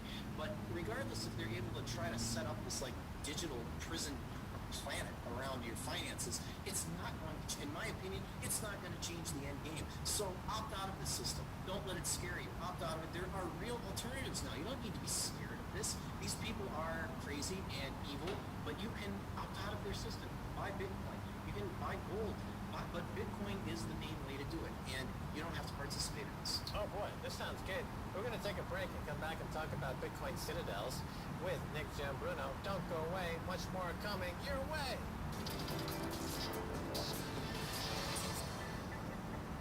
Welcome back to the Kaiser Report. I'm Max Kaiser with Stacy Herbert. Happy holidays. We've got a great guest here, Nick Giambruno. We're talking about the showdown between Bitcoin, gold, and central bank digital currencies that we have in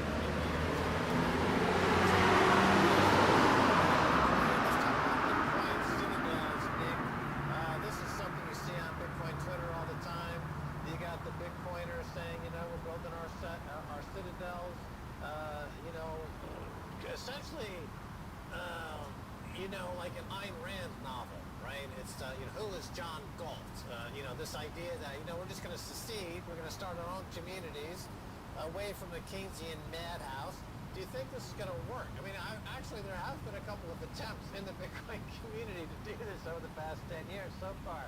They haven't worked, but will this work? Do we move to a city-state model in the future?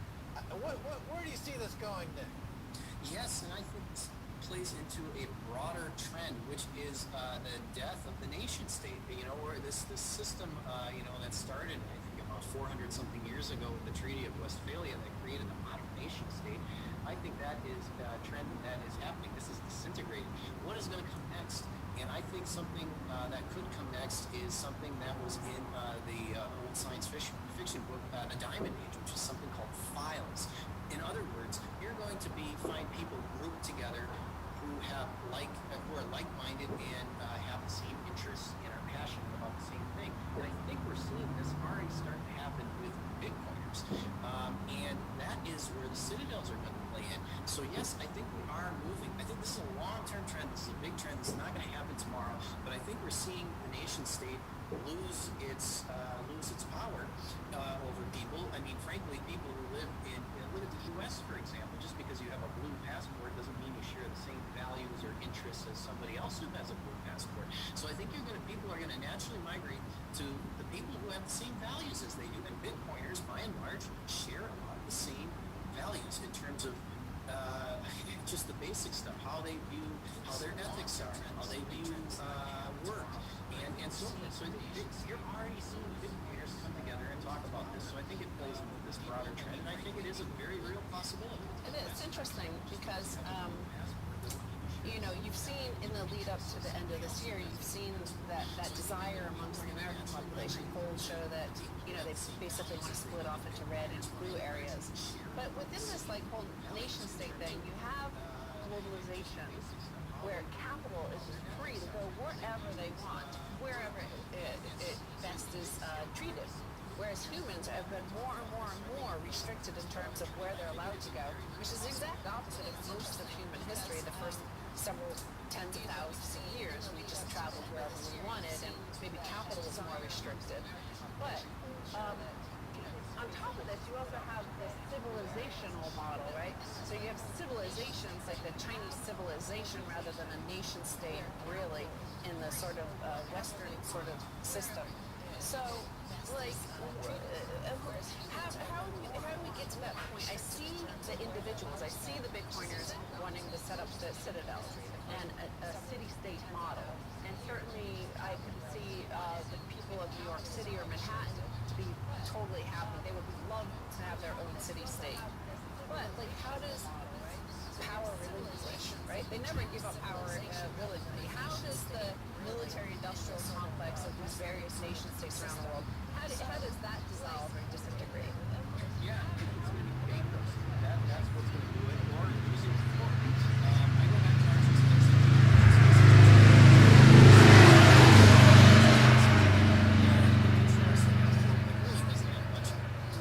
outside of Buenos Aires. But what happened? Well, they lost the Falkland Islands War. That gutted the Argentine military from which it would never recover, and it's had several hyperinflations and bankruptcies since then. That's what's going to do the trick. The same thing happened to the Romans and all other empires. It's happening to the U.S. too. And you got to remember, these are big, these are huge long-term trends. So we're just taking a snapshot of time. The important thing is to get the big picture right, because most people don't get the big picture right, and they're focused on their day-to-day stuff. You want to get the big picture right. You don't want to be left behind, you know, when these historic trends play out. So I think that's what's going to happen. Yes, you're absolutely right.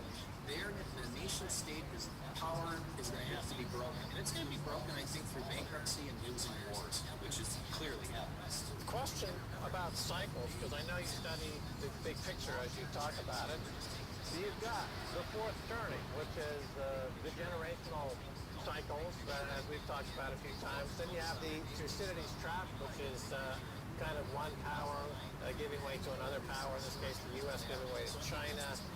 So you've got, China, of course, is emerging, and on a purchasing power parity basis, it already is the world's largest economy. In what's left of the legacy system, in what's left of the nation state before they dissolve, as we know them, what do you think the final end game is going to be on the nation state level? Well, you know, the people who run the nation states, it's interesting because they aspire to build, you know, we're talking about more of a global government. They aspire to have this system, NATO, the IMF, the World Bank. This is what the elites of the West clearly wanted, but it's not how it worked out. So instead of moving towards that, we're going to go the other direction, and we're going to see the West get knocked down a peg more than a peg. I mean, you know, this is huge. With China's rise and the collapse of, you know, we're talking about the collapse of the U.S. The EU is obviously on its way out. What is look at the big picture. That is Western civilization getting knocked down and just rising. This is something that a British officer accepted the surrender. This is huge. The historic moment was recorded by an American colony photographer. That's what's happening. That's, if you take it to the logical conclusion, that is what's This happening. photograph is the only surviving document of the moment that spelled the end of 400 years of Ottoman rule. It was captured before the British officially announced victory. That is going to be a huge trend that plays out. I hope it doesn't turn into war. It very well could. In the end, it was Mayor Husseini who informed the residents of Jerusalem that the Turks had surrendered. And it was Larson of the American colony who documented it. And one thing you do notice is that in the history books, these were huge empires. They were colonial powers. British General Edmund Allenby entered Jerusalem with deliberate understatement. dismounting and walking through the Jaffa Gate on foot. On April 25, 1920, the victorious Allied powers transferred administration of Palestine to Britain. Under the British mandate, Jerusalem developed into a modern city, attracting ever more tourists and business people, as well as Arab and Jewish immigrants. Edmund Allenby, who had been promoted to Field Marshal, became one of Anna Spafford's welcome guests. Business at the American Colony Hotel was booming. Right now we're having over 90,000 The colony had by that time more or less become a hotel. You can imagine coming in from England, you've defeated the Germans and the Turks, and you find all these people living a slightly westernized style of life. You know, it feels like if At the American colony, the city's cultural classes rubbed shoulders. that we could have almost a sort of renaissance should the empire, should the One of the dollar most collapse, famous or guests that was Thomas ordinary Edward bottom Lawrence, 99% of the best population. known as No, I Lawrence of think that's Arabia. absolutely true because An astute observer, what is happening brilliant is the writer, government is an suffocating avid teller these of tales. places. It's suffocating civilization, it's suffocating the culture, and yeah, what you described is social and cultural decline. In While we can 1923, measure Anna financial Spafford and died. economic decline, quantitatively, you can't. But Author social carried on and her cultural spirit decline through is her more, work and it's faith, not really bringing people numerical. together You and can kinda creating sense it, places of but, refuge. but it clearly is happening. As The you biggest mentioned. concern But yes, went to I the city's think disadvantaged in the end of children. this empire, In there is 1925, real she chance opened an that orphanage. There could be a rebirth. I mean, so we're talking about the fourth turning. Who is really going to be responsible for The orphanage fixing would this? later It's gonna be become the millennials and Spafford Zoomers. Children's I'm a Centre, millennial. a charitable I was born institution early that in still the occupies the millennial original years, early location 80s. in the old So, city. that- The but, foundation we get the provides millennials health, and Zoomers. social and Yes, a lot of educational them are support to blue. Palestinian children and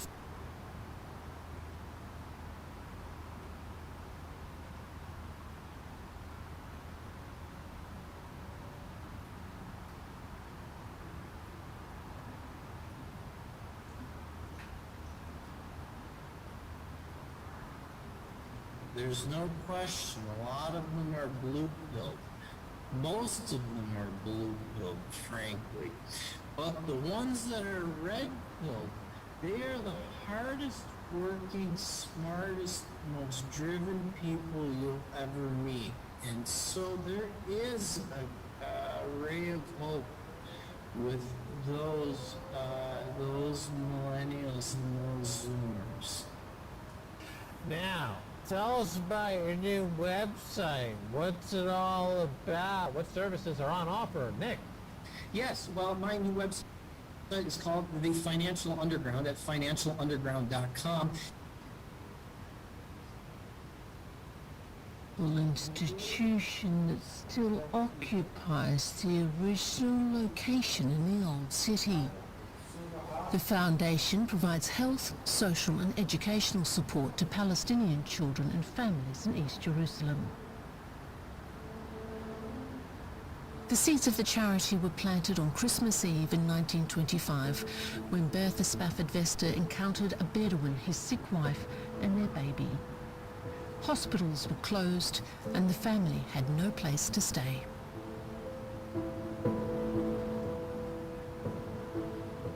As Bertha later wrote in her memoirs, "Here before me stood a rustic Madonna and babe, and metaphorically speaking, no room for them in the inn." Bertha arranged for the family to receive medical attention. But the next morning the father came with his baby and said my wife died. And I don't know how I can take care of this baby because I live in a cave. So can't you take the baby? And Bertha was very moved, of course. She took the baby, got a nurse, brought it here in this building. In 1 or 2 weeks' time, more babies were coming because a story like this gets around very fast.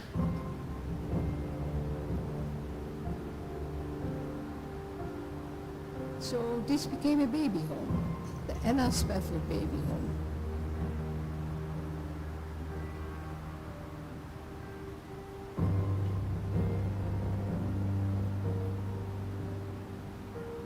Bertha also supported mothers, offering help wherever it was needed most, regardless of the recipient's background or faith.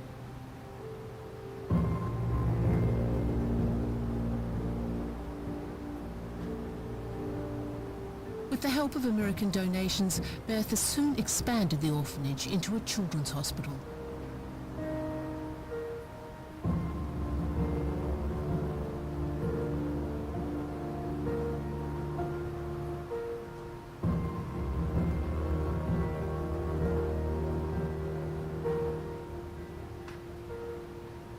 In the 1930s, tensions began to rise.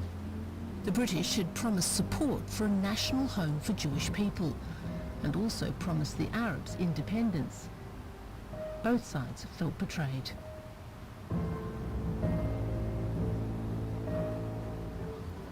The escalating violence put the American hotel, which did not want to take sides, to the test. The situation became increasingly tense.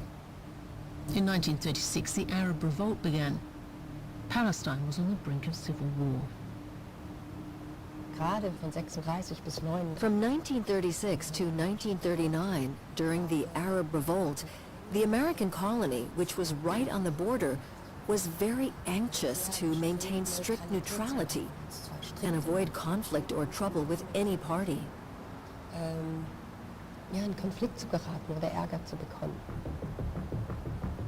In 1933, Jews began to flee Germany for Palestine. By 1939, some 200,000 had arrived. Arab nationalists began to carry out attacks against the Jewish immigrants and the British administration. The American colony hotel found itself in a precarious position. During the Second World War, there was fighting here in the courtyard, hand-to-hand fighting between the Arab Legion and the Israelis. And there was mortars blew up part of the lobby, the entrance lobby, and the old palm tree that we had in the summer bar still had bullet holes in it. At the same time, I mean, that Bertha was still going out to bridge parties. Bertha Spafford Vester was widowed in 1942. By then, she was well known as a hotel manager, but the hotel's hopes for a revival after the war were dashed. The conflicts in the city remained unresolved and visitors stayed away.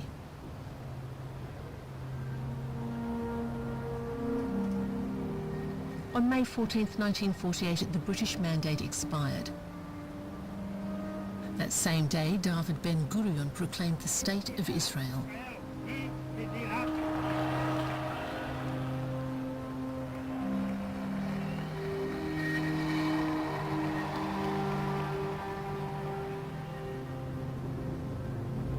The next day, a military coalition of Arab states attacked. Jerusalem again became a battlefield. The American Colony Hotel was turned into a field hospital, situated directly at the front line.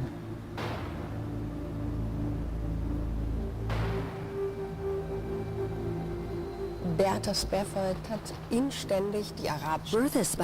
begged the Arab army not to occupy the house.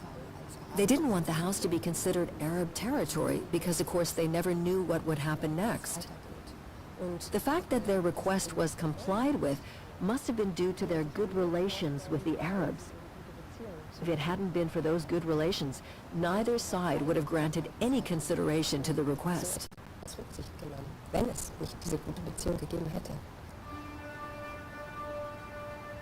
In 1949, a truce was reached between Israel and the Arab states. The Holy City was divided. Israel received the western part, Jordan the east. Border controls became commonplace in the city. The American Colony Hotel feared for its future. Overnight, the hotel was cut off from Israel. It was in the Arab part of town, and the war made things very difficult for it because it was a war zone and the American colony was on the edge of the war zone. So all of a sudden it became a rather economically bad thing for the American colony, the fact that this new border had erupted. Plus, of course, it lost all its contact with the Israeli side, which was probably, at the time, the side it was doing more business with. By now, the American colony was a business. Lost a lot of its clients, so a lot of its suppliers. So it was a big shell shock and also a culture shock. The fate of the city and hotel were linked in the coming years. The hotel was on the brink. The problem was that we weren't really surviving, and that reached a head in about 1960. And that's when my father had to come out, when the hotel was faced with bankruptcy. Bertha's son, Horatio Vesta, was living in London. He decided to return to help save the hotel. Horatio had grown up in Jerusalem, but left for London at 17. He became a lawyer and married a high-spirited actress. When he returned to Jerusalem, Horatio promised his wife, Valentine, that he would stay only 6 months. He reorganized the whole structure of the hotel, and he started to try and build it up as a hotel with more commercialized facilities. And he convinced my grandmother that we should have somewhere to have drinks, a kind of bar, because before that you were allowed alcohol, but only if you had it in your room. When the sun sets in Jerusalem, the hotel turns on its lights. In the summer, the Garden Bar is a favorite gathering place. It welcomes Israelis and Palestinians, locals and tourists from all over the world. At the hotel, the mood is one of hospitality to all. Horatio Vesta managed to avert bankruptcy, but he felt he was still needed at the hotel. His wife joined him with a heavy heart. Leaving England and living out here was great for Horatio, who was a native Arabic speaker and just felt he was coming home. And it was not such fun for Val, who didn't really like it here and was very fond of England. So it was tough. Valentine refused to give up. Eventually she found a new passion, the hotel's garden. She plunged into her project with enthusiasm, designing the landscaping, composing the flower beds.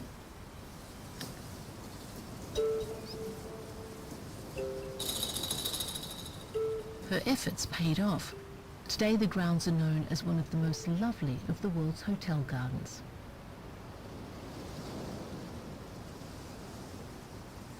I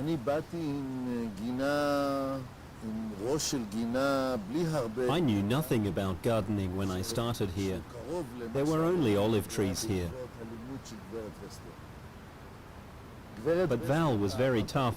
She explained everything to me. She gathered all the seeds herself. She loved flowers and collected them from all over the world. Val told me to use lighter colors so you could see them at night. White, pink, and bright red. In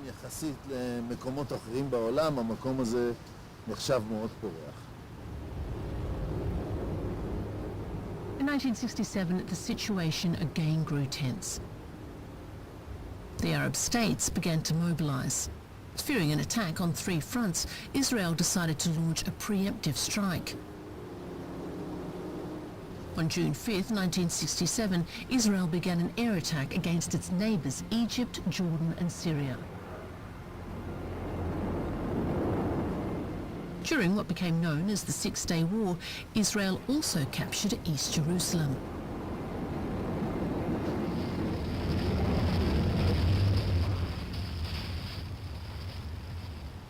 بما انه هو على خط الدفاع الاول عدة The hotel was right on the front line. A few rockets hit the square in front of the hotel, but there were no casualties. وعملت شوية دمج بس ما كانش في أي جرح. When the Israelis captured East Jerusalem, there were no problems for the hotel. Everything went on as normal. أي مشكلة. وعادت الأمور لطبيعتها. Israel had secured victory. It now ruled over 1 million Palestinians in the West Bank, Gaza, and East Jerusalem. The American Colony Hotel remained neutral.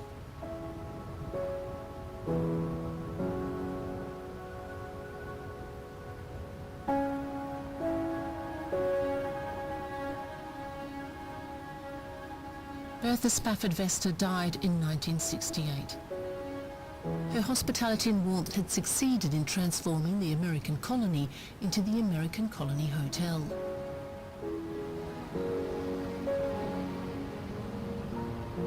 Her son Horatio and his wife Valentine took over the helm, slowly transforming the hotel into a luxury establishment. They installed a swimming pool and fitness room to accommodate the wishes of a new generation of tourists.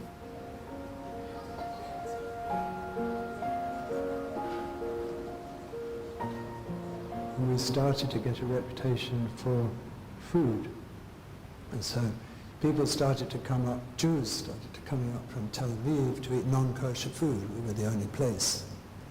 So we were importing lobsters so the Israelis could come and eat lobster at the American colony. I actually asked my father, because they used to keep the lobsters in the freezer, and I asked my father, I said, what if nobody eats the lobster? And I said, how do you deal with the lobster? He said, we get it out of the freezer. We get a few out of the freezer every day. And I said, well, what if nobody eats the lobster? He said, oh, we put it back in the freezer.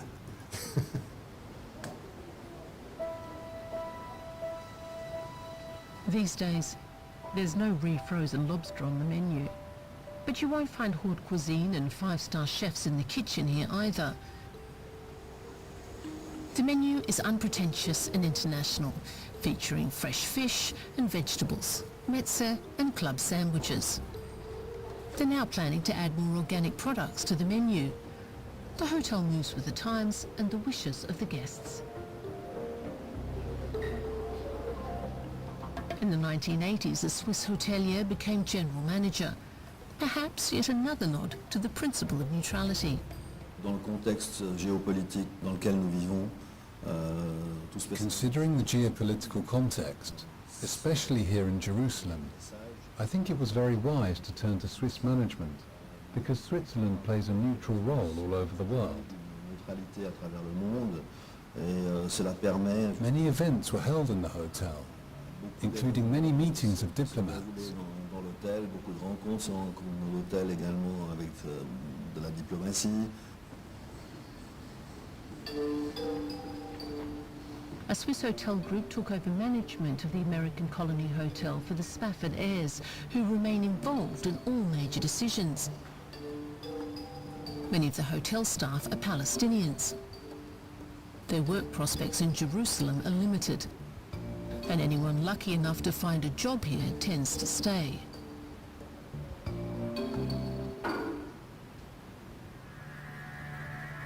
The hotel exists amidst a state of uncertainty. Israeli military roadblocks and violent unrest are not uncommon.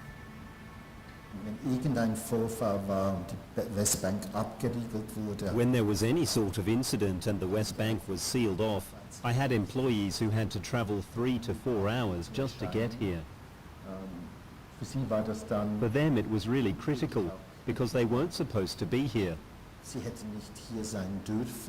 If they had been caught, there would have been legal consequences. They take a lot on themselves to keep the hotel running.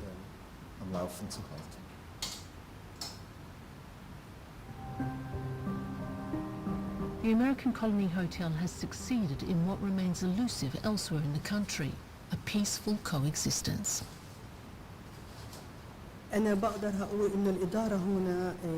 I can really say that the management takes very good care of the entire staff.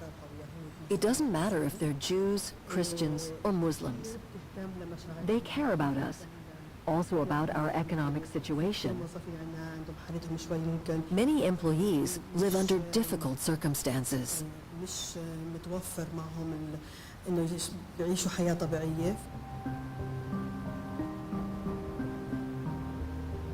The situation for Palestinians grew more difficult in the 1980s. Young Palestinians resolved to fight against the Israeli government and the occupation. In 1987, the First Intifada, which was soon dubbed the War of the Stones, began. The conflict brought with it violence and death.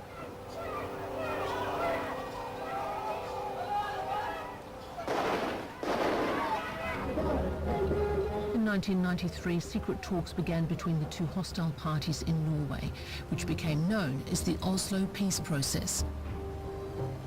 But negotiations were also held in Jerusalem, in room 16 at the American Colony Hotel. Dieses Zimmer, das wurde gebucht als Sitzungs... This room was booked as a meeting room.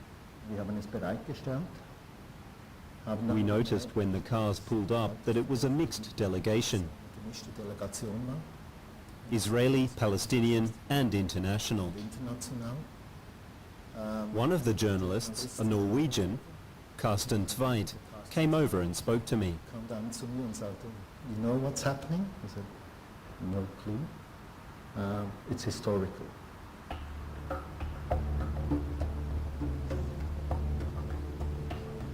Negotiations in room 16 continued for days. Word began to get out.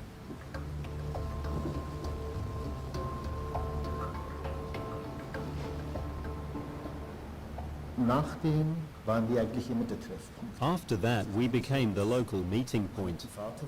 I made my private apartment available for board meetings, and we became very close. Man kam sich sehr, sehr nah.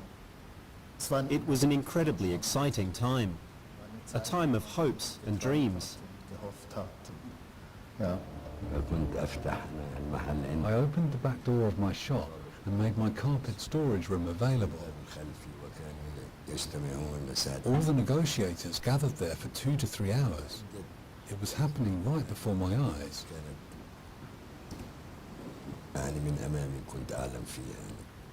I knew of many secret things at that time, and we had the strong feeling that the results would be good for both peoples.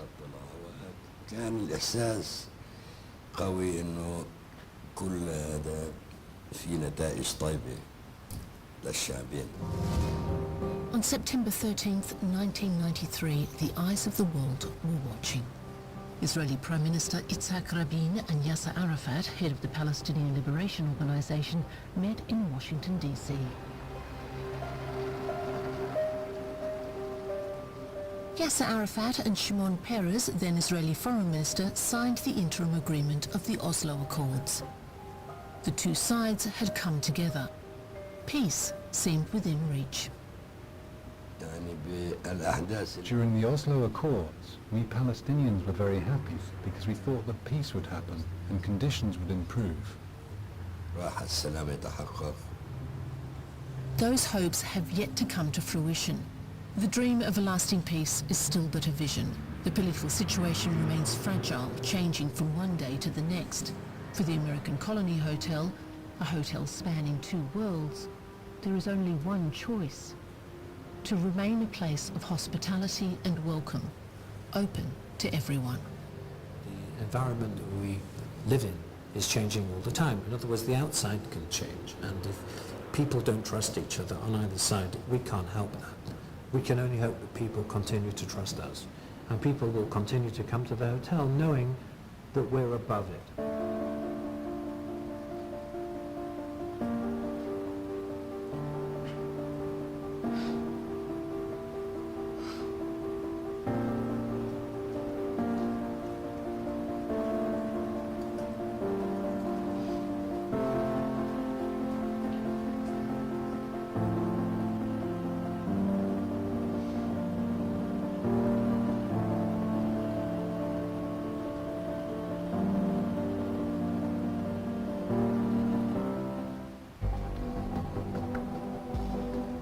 Explore more of our programs, from documentaries to science. Listen and download at any time by going to bbcworldservice.com. Will this now force Europe to commit to safer migration? On air, online and on smartphone, this is the BBC World Service, the world's radio station.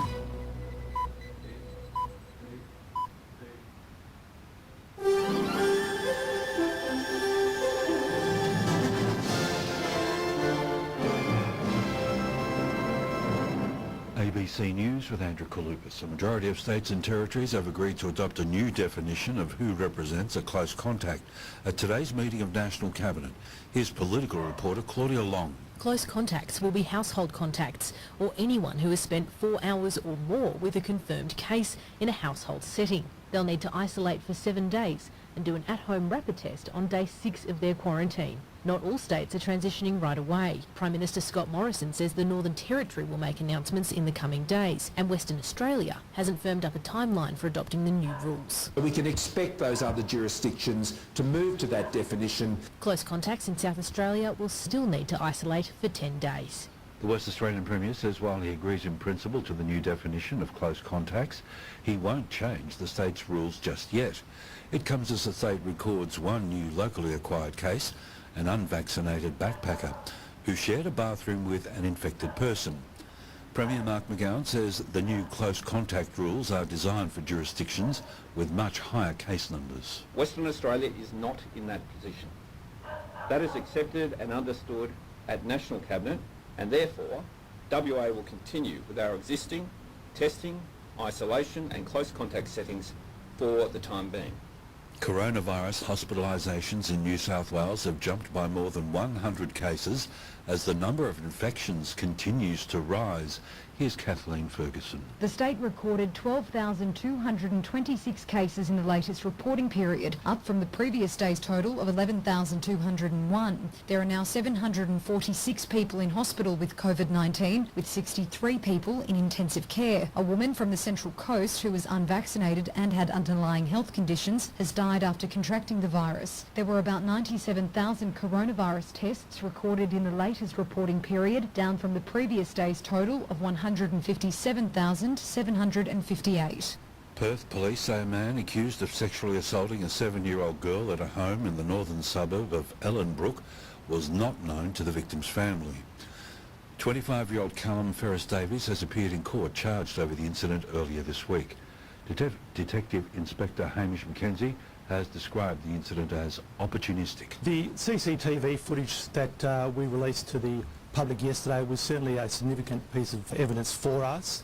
Plus the overnight publicity through the media led to a number of people coming forward, which led us to identifying the person of interest. The US Secretary of State Antony Blinken has condemned the authorities in China and Hong Kong for forcing the shutdown of one of the territory's last remaining pro-democracy media outlets. The online media service Stan News closed on Wednesday after 200 security police raided its offices. Hong Kong's Chief Executive Carrie Lam has insisted officials had been targeting illegal activities and were not trying to stifle the free press. Journalism is not sedition, but seditious acts and activities and inciting other people through public acts and activities could not be condoned under the guise of news reporting. It should be very clear what is reporting of news and what is seditious acts or activities to undermine national security. China is banning its national-level footballers from getting tattoos and has told those already tattooed to remove or cover them up. China's Sport Administration says the strict prohibition applied at full national level and to youth squads and would help set a good example for society. Scientists are attempting to get the James Webb Orbiting Telescope, the world's most advanced, up and running. Its mission is to capture images of the first stars to shine in the universe. With more, the BBC's Jonathan Amos. Webb, as it's nicknamed, is so big, the size of a tennis court, engineers had no choice but to fold it up to fit it inside its launch rocket. That means it now has to be unfolded in space, like a butterfly emerging from a chrysalis. And Webb's sunshield is by far the most difficult activity in this unfurling process. 5 super-thin membranes will be drawn into shape by an astonishing symphony of hinges, motors, gears, springs, pulleys and cables. All must work perfectly. Unless Webb's mirrors and instruments can hide behind this multi-layered shield, free from the heat and light of the sun, they simply won't have the sensitivity to see the most distant objects in the cosmos. ABC News.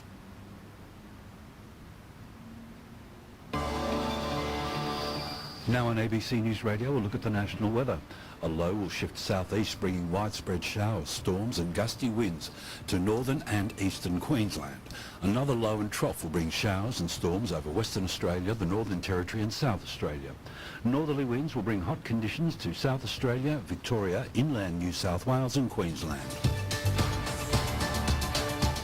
To the capital city forecast for Friday, Brisbane 27 with a shower or two, Sydney 29 and sunny. Sunny 31 in Canberra, Melbourne 38, hot and sunny. Hobart 27, mostly sunny, Adelaide 39, very hot and mostly sunny. Perth 32, mostly sunny. Darwin 33 with a possible shower. You're listening to ABC News Radio. We return now to the BBC World Service.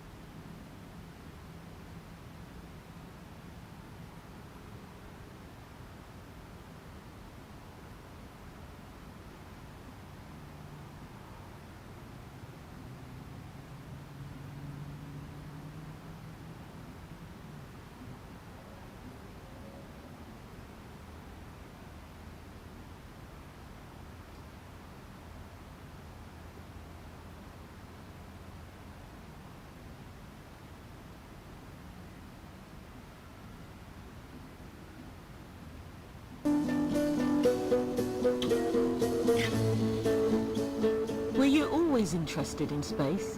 Yes, as a kid, that was my main interest. In fact, I ended up building a telescope. Any chance that I would get to study anything about the planets, I was just extremely interested. My name's Don Kessler. I started the Art of the Bird program at NASA back in 1978. Don joined NASA a few years before that, when natural objects, not manufactured ones, were seen as the biggest danger to spacecraft. My original assignment was, what's the hazard in space when you're going from Earth to Moon? What will the natural meteoroid environment do with that?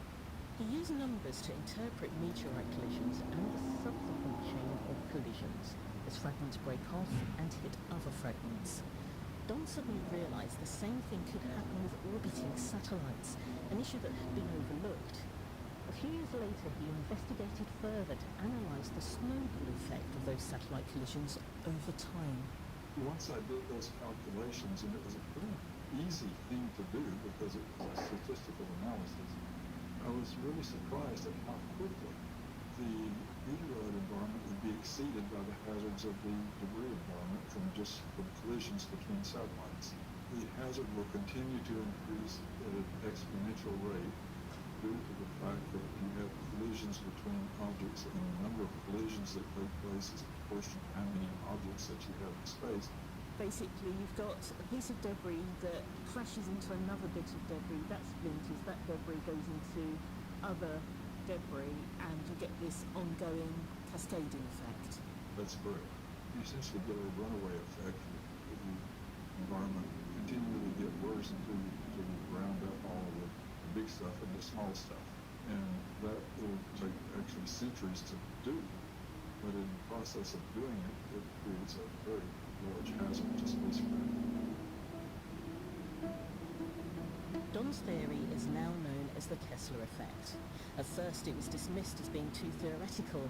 Plus, there was the view that space is infinite, and therefore it can't possibly be a problem. They were thinking of space in general, and that's true when you're talking about the solar system on a large scale. But what we were doing was trying to bring a lot of satellites into a small region. And this region that is the most crowded is what we call low Earth orbit now. And that's roughly anything below about 1,000 kilometers in altitude. Don also highlighted the extensive damage that tiny bits of space debris can do. Before that, NASA relied on a list which only tracked larger objects. There was this false conception that if it was launched, we knew what it was, where it was. But that was false. They only could track down to about 10 centimeters. That was the smallest thing they could see. And we knew that there were explosions in space, and the explosions you found create even smaller phenomena. And then plus, when we get collision phenomena, there's even more small fragments created in the collision. Even a fragment that's 1 millimeter in diameter can pierce a spacecraft's outer shielding. Don had struggled to get support from NASA, but his work eventually forced a change in attitude. With funding and a team in place, he examined damaged parts from US space shuttles, which had returned from missions. When the shuttle was flying, it came back as a really valuable source of information about what's in orbit, because it would come back with hits all over it. So there's evidence all over the place that things are being hit all the time. These reusable shuttles provided some of the most important data proving that Don was right to be concerned about collisions caused by man-made objects. One returned from space with a gash in its window so deep the component had to be replaced. The cause was a tiny fragment of man-made space junk. And we did analysis as to where that came from. It was a fleck of white paint that came off of another satellite. Don used that small piece of shuttle window to get his message across to a senior military official. I had it in my pocket when I was talking to him. And I pulled that out of my pocket and showed it to him. He looked at it and said, no, one person's data point is worth 1,000 people's speculation. He understood exactly, okay, we're damaging things in space, and here's a sample of it. Don left NASA in 1996. He's in his 80s now, living in a retirement community, and still passionate about this issue. Well, I think I've done as much as I could. Has the time passed? Is it too late to clean up space? No, it's not. In some ways, it's very similar to climate change. The longer we wait, the harder it's going to be to reverse.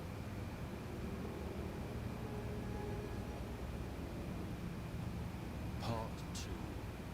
Dirty bathwater. I think the first thing that we need to do is recognize that near-Earth space is a finite resource. My name is Morva Jha, and I am an associate professor of aerospace engineering and engineering mechanics at the University of Texas at Austin. Morva is determined to highlight the amount and type of junk that's orbiting Earth. He says there's more to it than dead satellites, bits of spacecraft, or rocket parts. Everything from astronaut gloves and wrenches to bolts, sheets of multi-layer insulation that are unfurled from satellites. This is what was officially called mission-related debris that's left as part of business as usual. Who's keeping records of them? How do we know what's... That's a great question. So the U.S. Space Command has the world's largest accessible database of these objects. I mean, it started off with Sputnik, and they've just been sequentially adding numbers, but then Russia, through JSC Vimpel catalog, has several thousand objects which are not the same as the ones that Space Command has. It's difficult to track everything or know for certain where objects are. That information is crucial to to allow functional satellites and craft to navigate past them. To help with that, Moribel crowdsourced and developed a space traffic monitoring resource. It's a website called Astrigraph, and it's accessible right now to anybody on the planet. It sources data from around the world on actively tracked objects and their locations, then updates it in real time. There's also an image on the site which illustrates how serious the problem is. It shows Earth viewed from space, hidden behind thousands of tiny orange, blue, purple, grey and pink dots. Each one represents an object. What did you feel when you first saw that image? I cried. You cried? Yeah, it literally brought me to tears because I just see how what we've done to the Earth, the ocean, the atmosphere, the climate, we're doing to near-Earth space.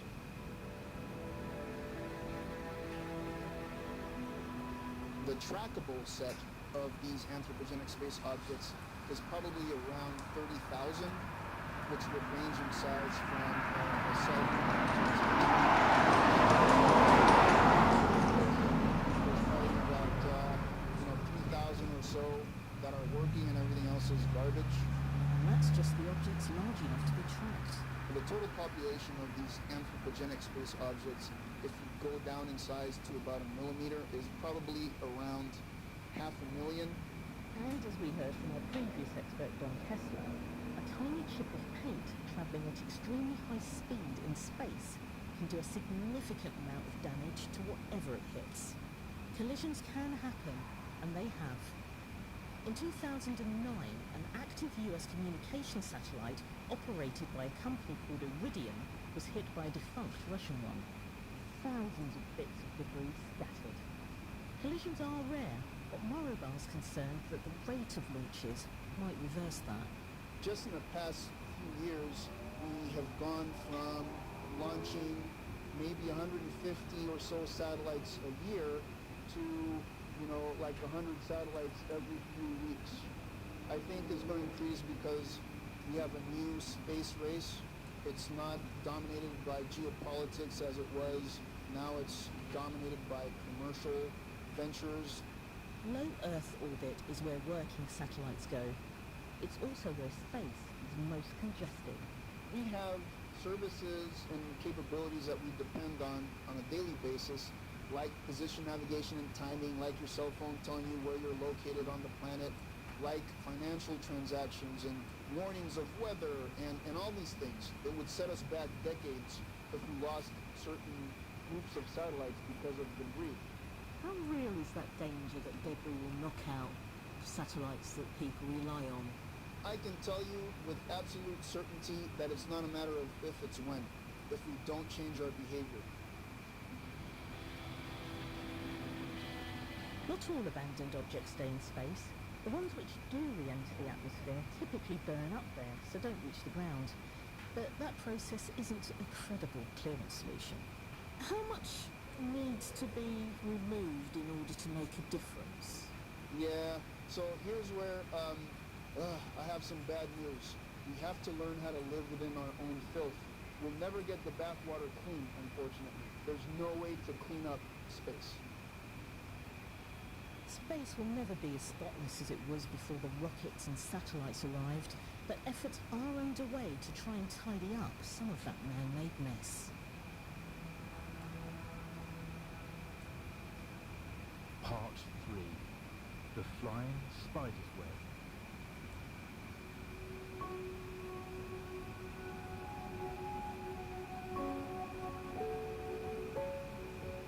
Obviously there's that nervousness because you know you're going to find out whether everybody's work for 4 or 5 years is going to either be a success or a failure. Early on a September morning in 2018, Richard Duke and his colleagues rushed into work to watch a video. It revealed the results of a pioneering experiment. In our heads we knew exactly what was going to happen and what it would look like, but seeing it for the first time all together with a video was pretty incredible. It was all part of a mission called Remove Debris. Made up of a group of international companies and academics, and led by the University of Surrey's Space Centre in England, where Richard worked at the time as a spacecraft communications engineer. They set out to demonstrate 4 potential ways to remove satellites which couldn't deorbit or bring themselves back down to Earth. We're looking at how do you go and get a satellite when it's not working, when it's what we call uncooperative, when it's spinning and it's not got its own propulsion to come back down. The team even made its own debris to fire into space and bring back. It was a small satellite fitted with monitoring instruments called a CubeSat. The series of experiments included 2 surprisingly primitive retrieval tools, a harpoon and a net. So we had effectively a smart space net, and when it hits the debris, we can effectively wrap around that satellite and grab it like a drawstring bag. The harpoon is quite a good one. If you fire it, it can go into the side of the spacecraft and grab it. That's quite a nice quick grab you can do. But could they actually work? The lack of air in space presents its own challenges. We were very much a one-shot operation, so these experiments are all done automatically. Once the automation is set in motion, we can't go back and rerun the experiment. So we have to be very careful that everything's going to be perfect first time. From the harpoon, there's a slight worry about if it doesn't hit properly, you might break things up on it. The net, there's quite a few things we're looking at there, because if you just fire the net in space, there's no air friction. So if it hits the object, it's just going to push the object away. So the net has to be very clever in making sure it sort of throws around the object, and then, like this drawstring bag, captures it. And so the experiments began. To achieve the best sun angles for filming the net, that experiment was conducted at 2 a.m. UK time, meaning Richard had a restless night. And then it was the next morning, basically, as we were getting to Earth, we started to get the video in with the net being deployed. You see this thing that looks very like a spider's web, and then you see it hit the debris, wrap around the debris, and then you just see it floating away. That's when we knew that it had been a huge success. The net, with the CubeSat debris safely captured inside it, later burned up in the atmosphere.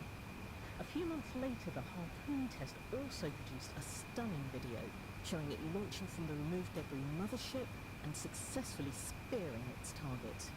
The technology used in removed debris work is now being developed more widely within the space industry. And that allows then other companies, and there's quite a few around the world, to actually go and build operational missions where they can actually provide this as a service.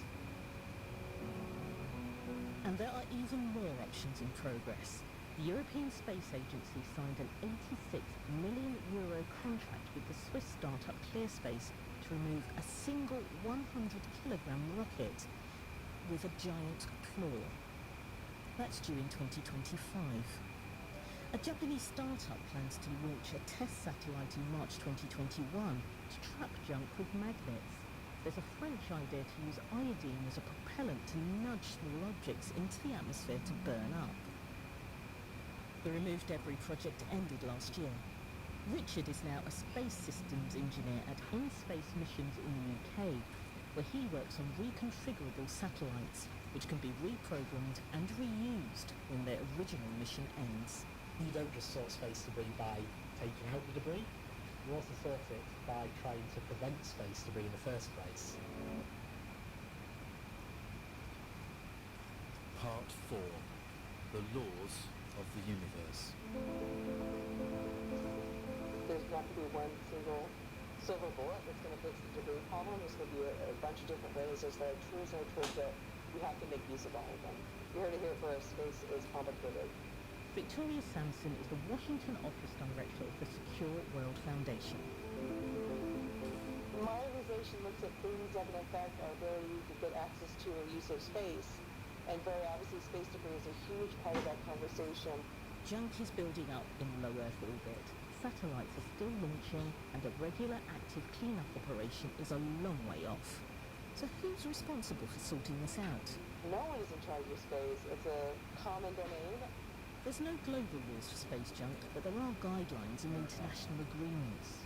You have the orbital debris mitigation guidelines. It came out of a group of about 14 different space agencies that said, okay, here are kind of the best practices. We want to make sure that you don't unnecessarily create debris in orbit. You try and minimize how much trash you leave behind.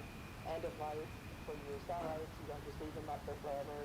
You figure out a way either to bring them back down or kick them far enough out that they're not going to interfere with other people's ability to use space.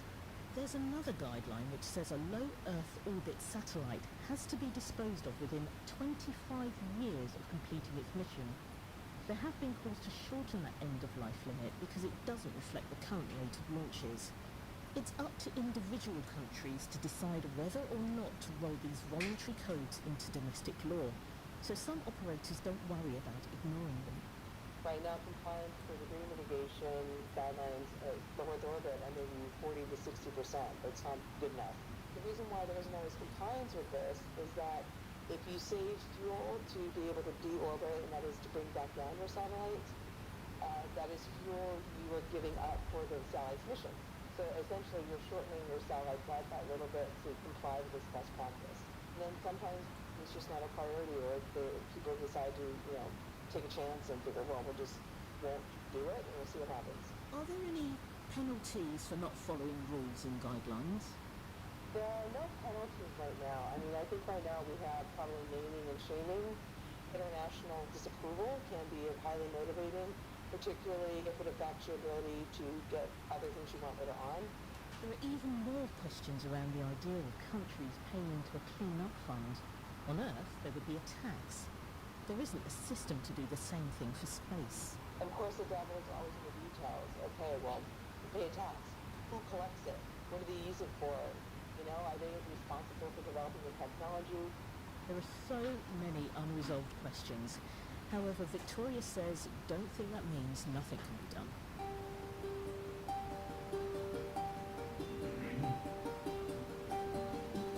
Only a few countries can actually launch satellites.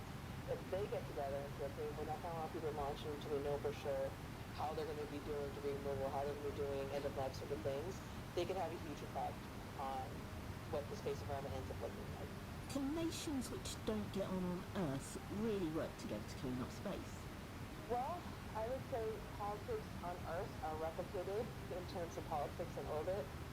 And of course, you look at the big three space powers right now, in the United States, Russia, and China, don't get along so great sometimes. Having said that, you look at things like the International Space Station, which really, it was an experiment in diplomacy. After that had not always gotten along, we were able to coordinate and work together on a space program. I think it's definitely been a success. The international consensus doesn't come quickly or cheaply. It takes a while, but it's not impossible. So can we solve our space junk problem? Low Earth orbit is a rubbish dump. Action to remedy that is being driven by guidelines and goodwill, not legislation. There is some hope. Removing junk on a regular basis is likely to be frustrated by responsibility and money issues, but preventing it happening in the first place is more feasible. Also, the growing number of commercial operators need to keep their satellites safe, so it's in their interest to make space cleaner. January 2021 saw a new world record for the number of satellites sent to space on a single rocket. There were 143. This edition of The Inquiry was presented by me, Charmaine Cozier, and produced in London by Viv Jones. You're listening to the BBC World Service, where there are lots of different ways to get the news. 20 years We launched the of Global the News Euro podcast back in... as the Eurozone marks 2 decades since its radical new common currency started filling up wallets. We'll discuss whether it's been a monetary marvel or financial flop. Europe's first homegrown battery facility has begun production. We'll look at what Sweden's new Northvolt gigafactory means for the continent. And with energy prices still soaring across the world, we'll look back on a year of power struggles and fossil fuel fights. This is DW Business. I'm Rob Watts in Berlin. Welcome to the programme. 19 countries, one currency. And now, Europe is marking 20 years of the euro. It's been a rollercoaster couple of decades for the single currency. For some, the euro has been a stabilizing factor for the continent. Others say it's just driven up prices. As we wait to see what the future holds for the euro, let's first take a look at the past. A symbol of hope and prosperity for all of Europe. The 6-story high Euro sculpture in front of the European Central Bank in Frankfurt. It was Germany's way of celebrating the introduction of the euro as legal tender. Since then, Europeans don't have to exchange notes and coins when traveling within the Eurozone. Companies also profited as trade within the currency union sharply increased. On the eve of 2022, more than 340 million people in 19 EU countries use the common currency every day. At its introduction, €1 cost $1.07. Since then, it has gone up and up. In 2008, it reached its all-time high of almost $1.60, just before the start of the global financial crisis. There was also the first real test for the euro, a single currency for economies as different as Greece and Germany, a recipe for disaster. The EU had to agree on €1 billion rescue packages to save the weaker countries of Southern Europe from financial collapse. The crisis put the euro under unprecedented pressure. Speculators tried to cash in on the failure of the common currency. In 2012, the president of the ECB spoke words that would go down in history. The ECB is ready to do whatever it takes to preserve the euro. And believe me, it will be enough. The ECB was pushing the envelope, and it worked. The euro survived the financial crisis. Today, a tough new test. The corona pandemic lockdowns have placed a heavy burden on the national budgets of the euro countries. In 2020, they took on joint debt for the first time ever. Critics of the euro say this move makes financially weaker countries a burden on those with stronger economies. Many others, however, still see the euro as the best opportunity for the European Union countries to grow even closer. Well, to discuss further 20 years of the euro, let's speak to Maria de Maxis, who's Deputy Director of the Brussels economic think tank Bruegel. Thanks a lot for joining us on DW Business. It's great to have you on. So, 2 decades in, can we say whether the euro has been a success or not? Yes, of course. I think the euro has been a big success actually, and a way of thinking about this is imagine how countries, small countries but also big countries, would have weathered the 2 big crises that we've seen in the past 20 years had they been alone. I think that's a very important thing to try and contemplate, a sort of thought experiment. And then you realize that the scale and the stability that the euro has brought to the continent, different degrees for different countries, has actually managed to keep Europe together and actually weather the crisis with much less cost than it would have been otherwise. So yes, it has been an outright success as far as I'm concerned. But as you just mentioned, the impact of it has varied between countries. Have there been winners and losers from the last 20 years? I think it's important to appreciate that not all countries joined the euro, indeed the EU, for the same reasons. To the extent that one can have a distinction between the North and the South, and I'm very reluctant to make these types of comparisons because they're never really accurate. But let's say for the sake of conversation, we divide the continent in these 2 blocks. The northern countries are more open countries, so they are the ones who are looking for greater markets. So the prime motivation for the northern part of Europe to join the EU is to expand their markets, both domestically meaning in Europe, but through scale also internationally, globally. And that, of course, the euro provided amply to countries of the north. Countries in the south, on the other hand, wanted stability. They wanted a stable currency that is going to ensure that the consumer has got predictability in terms of purchasing power in their pockets. And they got that with the euro. So yeah, to that extent, if you sort of think about the motivation why every country joined the EU, then all of them had something to win from. The adjustment to the euro hasn't been easy for all countries. That, I think, is important. Countries in the south found it a lot more difficult to adapt simply because their economies are a lot more inflexible. But I think even countries in the south have found the stability of the euro to be an outright success. It's survived 2 decades and it's got through various crises, but there is another one on the way as the Eurozone recovers from the pandemic. How well set is the euro to get through that? I think you'll see that European architecture, which is absolutely essential for good architecture, for sustaining shocks, for sustaining crisis, has been moving in the right direction. Compare the reaction, how Europe dealt with the financial crisis and at what speed, and to the reaction of the EU in the current crisis, the pandemic crisis in 2020, and at what speed. You'll see that both the unity of Europe as well as the speed of reaction have greatly improved. There is, I think, a sincere realization, appreciation of the fact that a united Europe can really weather the storms much faster. There are really important discussions in 2022 when it comes to architectural issues. I'm thinking mostly of the fiscal pact that can really help increase the resilience of the continent, and I think there is enough understanding that important steps forward need to happen. Okay, Maria de Mensis from Bruegel, thank you very much for joining us on DWB.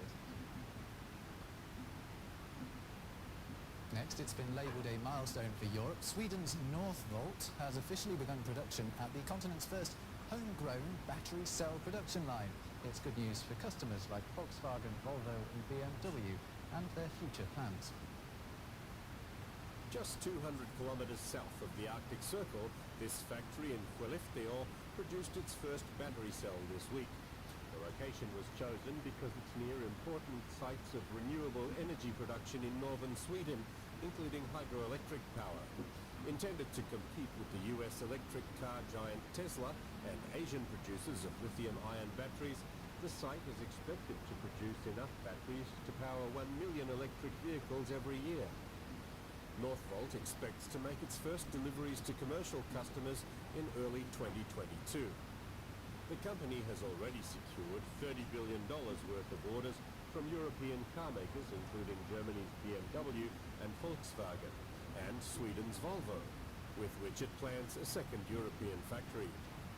Tesla is due to launch its first factory in Europe soon, and Asian rivals have significant operations in Poland and Hungary, but no European firm had opened a major facility until now. Russian President Vladimir Putin is again turning up the pressure on German regulators to approve Nord Stream 2. He's told a meeting of the government, shown on Russian state TV, that the pipeline is now fully primed and ready to solve Europe's natural gas supply problems. Germany's network regulator, though, says it won't give the go-ahead to Nord Stream 2 until it's satisfied the Swiss-based operating company is compliant with German law. It warns full approval may not come until the second half of 2022. But the rising tension over Nord Stream 2 comes at the end of an extraordinary year for the global energy sector, as Chelsea Delaney reports. Coal, natural gas, and crude oil. This year, these fossil fuels have been in short supply. Whatever you want to call it, a crisis, a crunch, a shortage, what's been unfolding across global energy markets this year is impacting all of our lives. In almost every corner of the world, the energy needed to heat our homes or fuel our cars or power our businesses has become drastically more expensive. It takes a long time for demand to switch over to fossil fuels. In 1981, oil, gas, and coal account for 84% of total energy demand. Last year, that share was still 84%. The first place where we really started to see energy shortages unfold this year was in China. China's coal supply couldn't keep up with the sharp bounce back in demand from its factory sector. By September, the government ordered some factories closed and told coal mines to increase production. With the coal shortage at home, China turned to international natural gas markets to help keep the lights on and factories running. That huge amount of demand coming from China rippled across global energy markets, including to those here in Europe. Competition between China and Europe for LNG has been building for years, but this year's energy shortages led to an all-out bidding war, and Europe has been losing to Asia. When it gets cold there, they cut the LNG market, and then, Europe has put less But then, I mean, there's pipeline supply here. Norway, Algeria, Russia, they can supply us with gas as well. But that's where Europe is another problem. Russia has been slow to send additional gas to the EU this year, despite the critical shortage of stocks. Some analysts believe the limited deliveries are no coincidence and accuse Moscow of exploiting Europe's energy weakness. Why? Enter Nord Stream 2, the 9.5 billion euro natural gas pipeline Russia recently completed constructing to Germany. The Russians will spend a fortune in developing an entire new natural gas province. What happens if Europe, as part of its climate policy, cuts back in natural gas consumption? Indeed, many politicians do see climate policy, namely a faster move towards renewables, as the solution.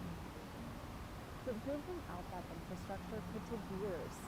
So what about right now? For now, governments seem to have decided the answer is more fossil fuels. China has doubled down on coal, while here in the EU, where many countries have pledged to give up coal in the coming decade, idle plants are being put back online. Fossil fuels still power our lives. And until that changes, fossil fuels and the countries that produce them will continue to determine how much it costs to keep the lights on. Chelsea Delaney reporting. Now, 2021 has also been a year of ups and downs for the world's shipping lanes. In the Sea of Japan, things have taken another bizarre turn as well. Dozens of cars have become caked in ice up to half a metre thick on their way to the Russian port of Vladivostok. And their Japanese ship experienced high winds with temperatures of -19 Celsius. Waves splashed over the cars, then froze, cracking windscreens and causing all kinds of other damage in the process. That's all from me and the business team here in Berlin. If you want more from us, do head to our website, dw.com/business. You can also find our stuff on the DW News YouTube channel and, of course, on Facebook at dw.business. Until next time, take care. European leaders for lack of courage, you said. The instruments, for instance, for dealing with rule of law issues in Poland and Hungary existed. The instruments exist, you said, only the courage among leaders is failing. So why do you think EU leaders are so gutless on this issue? For the simple reason that in the Council everything is decided between them. I have never seen in the European Council, and I was a long time a member of the European Council, one colleague attacking another colleague, one colleague criticizing another colleague, one colleague sanctioning, I should say, another colleague around the table. That doesn't help. That doesn't work in the European Council. Therefore, I think with the arrival of the new German government, I think that we will see European Council far more critical towards what is happening in Poland and in Hungary. And on top of that, I think that in the future we need maybe to change the instruments. And change the instruments that means to give to the European Court of Justice a reminder of the our top story capability, this the hour. competence, not only to give the judgments about what is happening in Poland and Hungary, but also to decide on sanctions.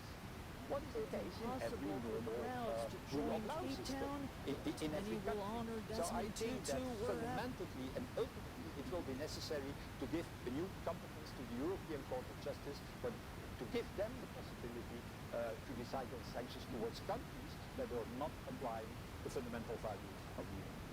You mentioned earlier the conference on the future of Europe, which you're co-chairing. Yet another inquiry into what Europeans want from their institutions. Has there ever been an organisation that did so much navel-gazing and introspection? No, it's not.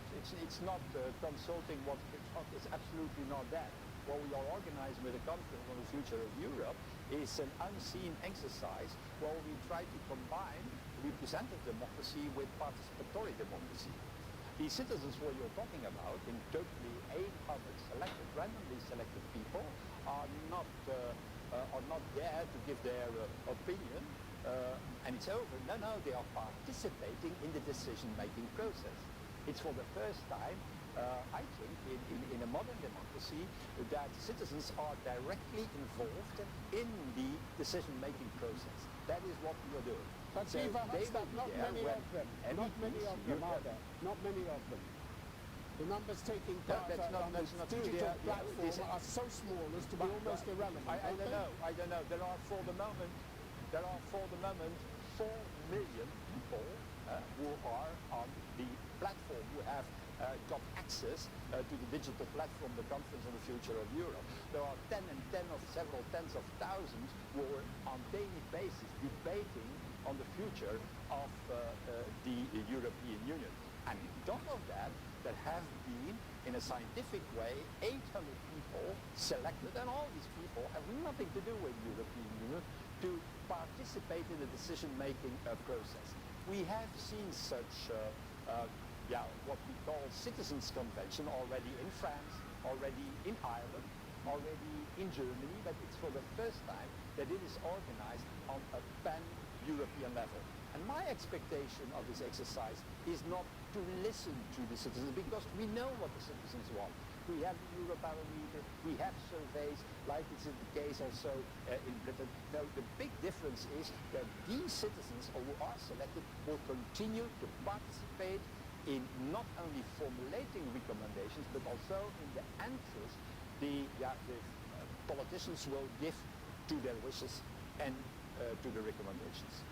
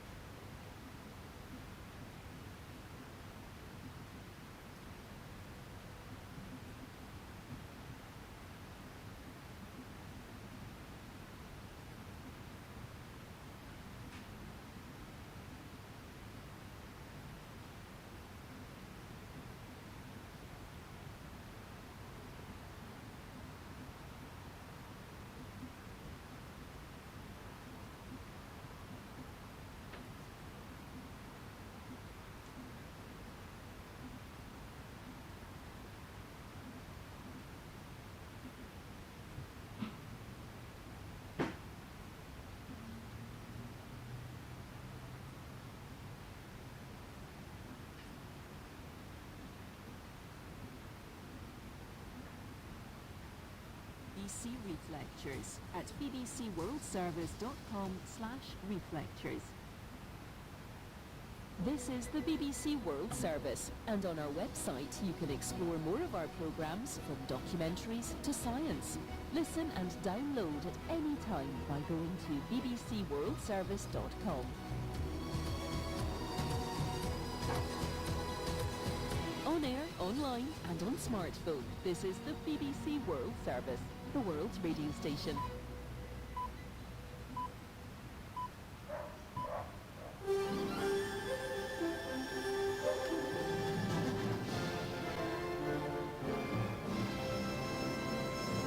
ABC News with Andrew Kalugas. Australia's Chief Medical Officer Paul Kelly says there's no doubt there'll be more COVID cases as a result of relaxed restrictions. National Cabinet has signed off on a new definition of a COVID-19 close contact as someone who spent 4 hours or more with a confirmed case in a household-like setting. Close contacts and confirmed COVID cases in most states will now only need to isolate for 7 days. Professor Kelly has conceded the changes will have an impact. We will have more cases. There's no doubt about that. This is a way of coping with that large caseload. It's about using the resources we have wisely. A COVID-positive child under the age of 2 has died in South Australia. Sarah Mullins reports. 2 COVID-positive people have now died in South Australia this year. The latest is a young child.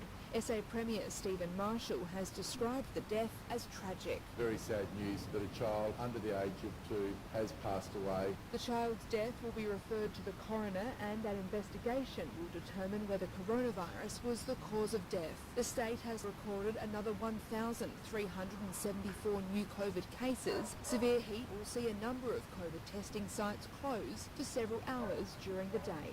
The Victorian Health Department has warned several COVID testing sites may need to close over the next 3 days because of a heat wave.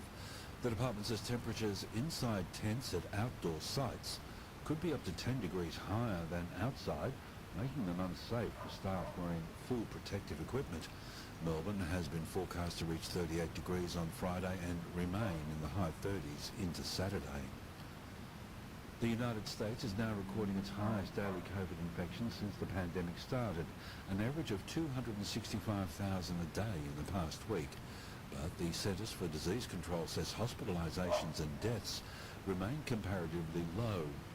European countries have reported record COVID infections as the World Health Organization warns a combination of the Omicron and Delta variants is leading to a tsunami of cases. The French health minister has described the rise in infections in his country as dizzying, with over 208,000 new cases in the latest reporting period. The UK, Italy and Spain are also among the countries where cases are breaking records.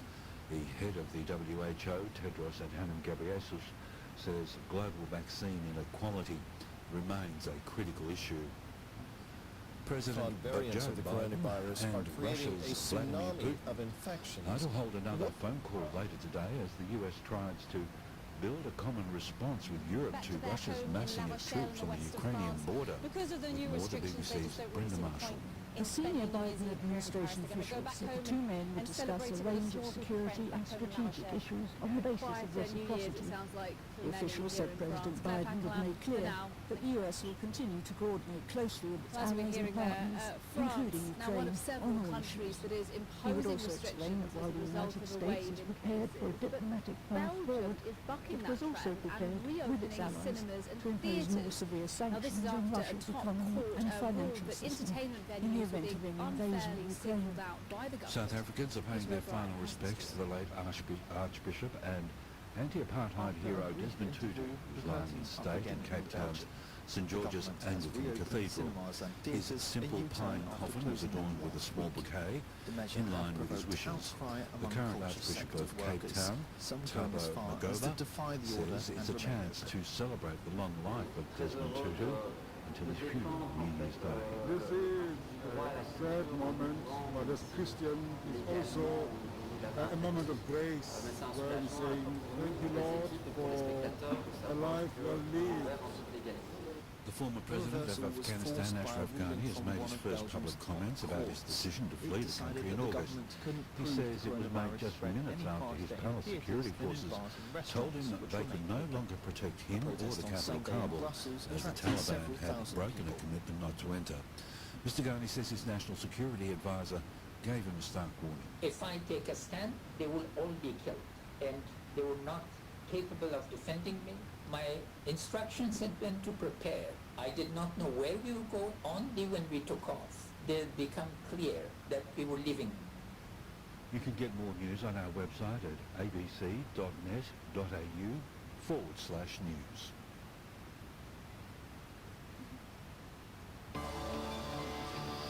Now on ABC News Radio, we'll look at the national weather. A low will shift southeast, bringing widespread showers, storms and gusty winds to northern and eastern Queensland. Another low and trough will bring showers and storms over Western Australia, the Northern Territory and South Australia. Northerly winds will bring hot conditions to South Australia, Victoria, inland New South Wales and Queensland. To the capital city forecast for Friday: Brisbane 27 with a shower or two, Sydney 29 and sunny, sunny 31 in Canberra, Melbourne 38, hot and sunny, Hobart 27, mostly sunny, Adelaide 39, very hot and mostly sunny, Perth 32, mostly sunny, Darwin 33 with a possible shower.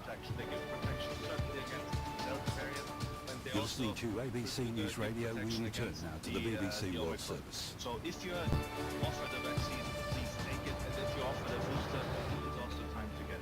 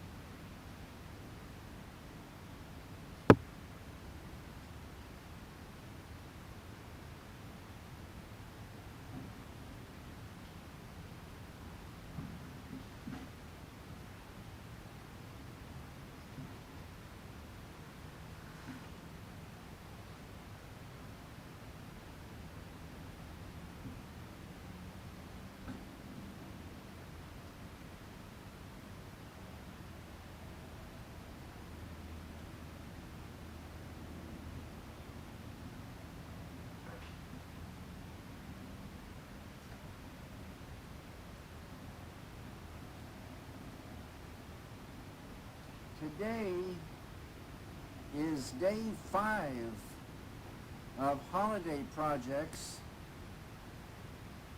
I'm going to be continuing with wood, electricity, and coffee. I hope all your projects are going great and you're having a great time working on them. For music, today I was thinking about Duke Ellington and his song, Take the A Train, from the year 1941, I believe. This afternoon it'll be going up to 54 degrees Fahrenheit, around 12 Celsius, and pretty soon it's going to start clouding up, and the clouds will build till around lunchtime, when we are going to start getting rain. And it's going to rain and rain all the way till tomorrow, and then we'll see what happens. Everyone, have a great day.